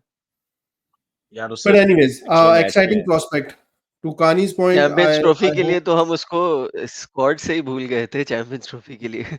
तो हम तो बहुत बेवकूफियां करते यार वैसे हैं. कल वाला मैच देखे तो फिर मैं वो चलो, जख्म हरे हो गए कि पाकिस्तान ने एक स्पिनर सिर्फ क्यों खिलाया था चैंपियंस ट्रॉफी में। और नहीं एनीवे साकिब भाई, अगले तीन अगले चार स्पिनर की प्लेयर्स की बात थी ना. बस 3-4 प्लेयर्स की तो बात थी. क्या क्या ख्याल है? नहीं, उसमें नहीं, जो असल झगड़ा था वो तो स्पिनर के ऊपर ही हम लोग कह रहे थे ना कि एक स्पिनर यार एक्स्ट्रा होना वाकई चाहिए था जो वाकई टीम आई में, एक थिंक सुफियान सुफियान का मुकीम दिखता से था। फर्क पड़ता आपको मिडिल ओवर्स में. आई थिंक पड़ता. ऐसा यार ही वो है आपने जी, कल अगले देख लिया स्पिनर ना, की आपको मिडिल ओवर्स में फाइनली विकेटें मिल गई। 10 से 40 के दरमियान आपने 3 से 4 विकेटें उठा ली यार।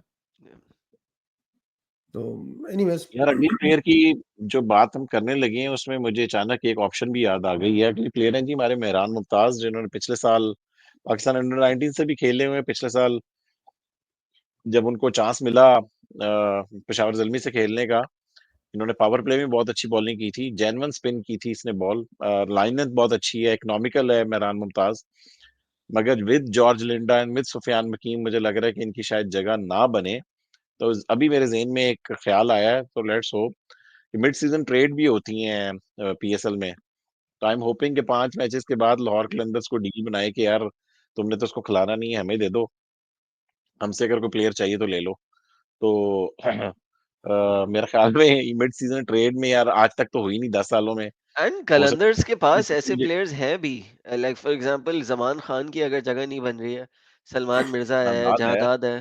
तो आप सलमान उस मिर्जा तो मैं कभी ना दूं भाई, वो मैं उसकी इतनी हाइप क्रिएट कर रहा हूँ और आप उसी को भी दे रहे हो जलवी में। नहीं नहीं, 5 मैचेस में आप हाइप एंजॉय कर लेना, फिर उसके बाद दे दे. नहीं, एक दफा खेल ले तो फिर आप ट्रेड नहीं कर सकते। अच्छा. एक दफा खेल एक दफा अन खेल लिया तो अन ट्रेड है। हाँ हाँ हाँ. हाँ जी, खेला मैच ना कोई खेला हो तो वो मिड सीजन ट्रेड होती है और आज तक हुई नहीं है।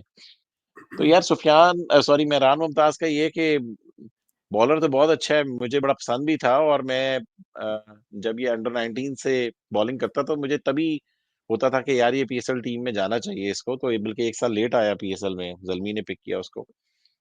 तो कुछ ऐड करेंगे आप लोग हसीब अच्छा, मेहरान के ऊपर? ये भी बैटिंग भी कर सकता है वैसे साकिब भाई। एक 50 किया है ना, नहीं एक उसने सुना अभी कि जॉर्ज पिंडी से लिंडा आ गया. 50 किए इसने। बट वो यार उसने मैंने तो इसलिए उसको किया है क्योंकि ऑलराउंडर पे लिंडा आ लिखा रहा था। है. तो उसने कहा हाँ, कि मैं दिखा दूं कि मैं भी थोड़ी बिल्कुल बहुत ऐसे ही। बैटिंग कर सकता हूँ. लिंडा से पहले ही कर दिया था 50 उसने, लिंडा की अनाउंसमेंट से 1-2 दिन पहले कर दी थी 50 उसने। बड़ी अच्छी 50 थी, मैंने वो लाइव देखी थी, मजे की बात। वो मैंने ऑफिस में ही आजकल टीवी लगाया हुआ है, तो मैं मेरी टाइमलाइन जो थी ना वो आईपीएल से भरी होती थी। मैंने कैसी की तैसी मैंने उसको नेशनल टी20 से भर दिया अपनी टाइमलाइन को। तो उसमें ये और है कि ये मैंने 50 जो थी वो लाइव देखी थी, अच्छी उसने बैटिंग की, तो बैटिंग भी वो पार्ट टाइम कर सकता है।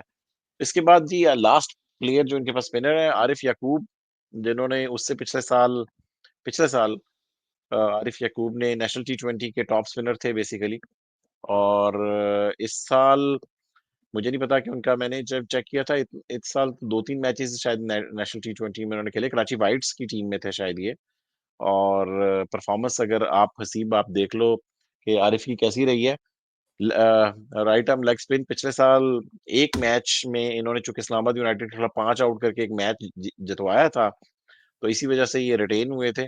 मगर इस साल देखना है कि इनको विद 4 स्पिनर्स हैं इस दफा जल्मी में, जॉर्ज लिंडा और सुफियान मकीम, मुझे लग रहा है कि ऑटोमेटिक चॉइसेस होंगे। तो उनके होते हुए तीसरा स्पिनर बहुत मुश्किल मुझे लगता है कि शायद इनको चांस मिले, मगर यू नेवर नो, कराची और मुल्तान की पिचेस जहां पर स्पिन फ्रेंडली कंडीशंस होंगी, उसमें हो सकता है कि किसी केस में इनको लिंडा को ना खिलाएं, और हो सकता है कि वो इनके साथ चले जाएं। तो लेट्स सी क्या कहते हैं आप लोग आरिफ के ऊपर। एक मैच में इसने जो लाहौर ब्लूज इवेंचुअली हुसैन तलत की टीम जो जीत गई टूर्नामेंट, 4 आउट किए हैं। उसमें उसने 4 आउट किए हैं और मतलब एंड में आके काफी उनको फंसाया है। आई जस्ट थिंक जैसे आपने कहा कि उसकी जगह बंदी बहुत मुश्किल है, बिकॉज आप एक रिस्ट स्पिनर तो खिलाते ही खिलाते हो, लेकिन वो स्पॉट ऑलरेडी सुफियान आपका फुलफिल कर रहा है। तो टू बी ऑनेस्ट मैं तो इसके इस वक्त आरिफ याकूब का 10 में से एक मैच भी नहीं देख रहा। हाँ, ऐसा ही लग रहा है। यार सबसे ज्यादा जो है ना, मुझे आरिफ याकूब, मैंने थोड़ा सा ही देखा था एक कराची का मैच, उसमें बॉलिंग तो नहीं लेकिन फील्डिंग तो यार, वो जो हारे भी हैं जिसमें वो, भाई fielding fielding needs a lot of work. I mean इसको फील्ड में वाकई छुपाना पड़ेगा अगर कोई जल्मी खिलाएगा भी तो fielding is a big big issue for them, for him. इसने यार वजन मुझे एक बड़ा बात लूज बताएं। किया है ना नेशनल T20 में। हाँ, जी जी। उसने उसने नेशनल T20 में उसने वजन काफी लूज किया उसने। अच्छा यार, मैं इनके थोड़े से T20 चेक्स मैंने रखे हुए थे, मैं देख रहा था इनके पास क्या चीज है या नहीं है। अगर इनके पास देखो तो मुझे लेफ्ट आर्म फास्ट बॉलर तो खैर क्लियरली मिसिंग है इनके पास। राइट आर्म ऑफ स्पिनर कोई है इनके पास, जिस तरह अगर वैसे लेफ्टीज साइम पहले अयूब करा सकता है अगर कराए, टाइम मिचेल यू भी ओवन कर सकता है, तो हाँ वही वही करेगा, मिचेल और स्पिन ओवन भी बॉलर भी शायद वही थोड़ी होगा। बहुत करा सकता है। मिचेल ओवन स्पिनर तो नहीं है, मिचेल ओवन तो मीडियम पेसर है। नहीं वो करा सकता है थोड़ा थोड़ा, मतलब वैसे तो वो मिचेल टाइप मीडियम अच्छा, पेसर है हाँ तो तो बस वो, हाँ थोड़ा सा और आहिस्ता कर दे तो ऑफ स्पिनर ही बन जाएगा वो तो। ये- ऑलराउंडर्स भी इनके पास कोई बहुत ज्यादा नहीं है अभी फिलहाल, अगर अब देखा जाए तो सिर्फ जॉर्ज लिंडा ही है, और विच इज अ वीकनेस। ऐसे इनको ऑलराउंडर्स एक दो और उठाने चाहिए थे, मगर ये कि एक फास्ट बॉलिंग ऑलराउंडर इनको जरूर मुझे चाहिए। सॉरी, इसने सालाह ने कहा कि मिचेल ओवन थोड़ी सी ऑफ स्पिन करा ले, तो भाई वो तो बाबर आजम भी करा लेता है। इसका मतलब है बाबर आजम को। बाबर आजम को तो खैर वो अपने आप को तो बॉलिंग देगा ही नहीं, लेकिन मिचेल ओवन को फिर भी दे सकता है वो। यार लेकिन ऑफ अच्छा जी, शो को एंड की तरफ लेके चलते हैं, जरा स्ट्रेंथ वीकनेसेस की बात कर लेते हैं। अगर इनकी स्ट्रेंथ की बात करें, हमने देखा कि बैटिंग तो इनकी बहुत जालिम है भाई। सारे हाई स्ट्राइक रेट से खेलने वाले प्लेयर हैं, 1 से लेके 10, मतलब कि 6 तक। Saim, Babar, Haris, TKC, Max Bryant, Mitchell Owen, Abdul Samad, George Linde भी। तो जितने भी इनकी बैटिंग देख लो तो 6-7 नंबर तक पावर ही पावर है इनके पास। बॉलिंग में अगर इनका देखें तो हमने स्पिन फास्ट अटैक बहुत बॉलर तगड़ा है। ओके। स्पिन तगड़ा है। Yeah. स्पिन सुफियान मुकीम आई स्पिन थिंक अगर इज अ देखें तो वो मैसिव भी बहुत एडवांटेज। अच्छे हैं।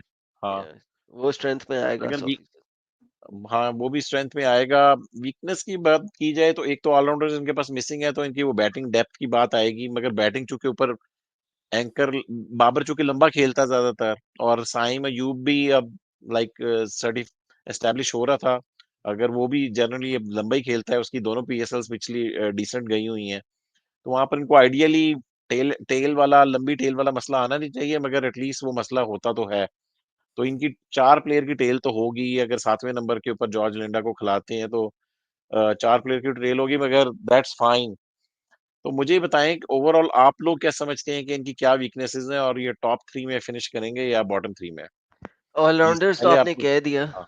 ठीक है, I think the new ball for me is a big concern, because Ali Raza इस वक्त 17 साल की उम्र में आप एक बच्चे से कितना एक्सपेक्ट कर सकते हो as a new ball specialist. बाकी जो इनने प्लेयर्स खिला रहे हैं, आई नो जॉर्ज लिंडा आपको पावर प्ले में 2 ओवर निकाल के इजीली निकाल के दे सकता है, But Alzari, Joseph, Nahid Rana, both in the mold of players who will give you middle overs में आपको maybe एक ओवर पावर प्ले में, 2 मिडिल में, 1 डेथ में, उस टाइप के बॉलर्स हैं. मोहम्मद अली 2 आपको ऊपर दे देगा, 2 डेथ पे देगा, but for me they need a specialist new ball bowler. वो आई थिंक एक बहुत लैकिंग है, और एक फास्ट बॉलिंग ऑलराउंडर नंबर 7 पे 100% लैकिंग है.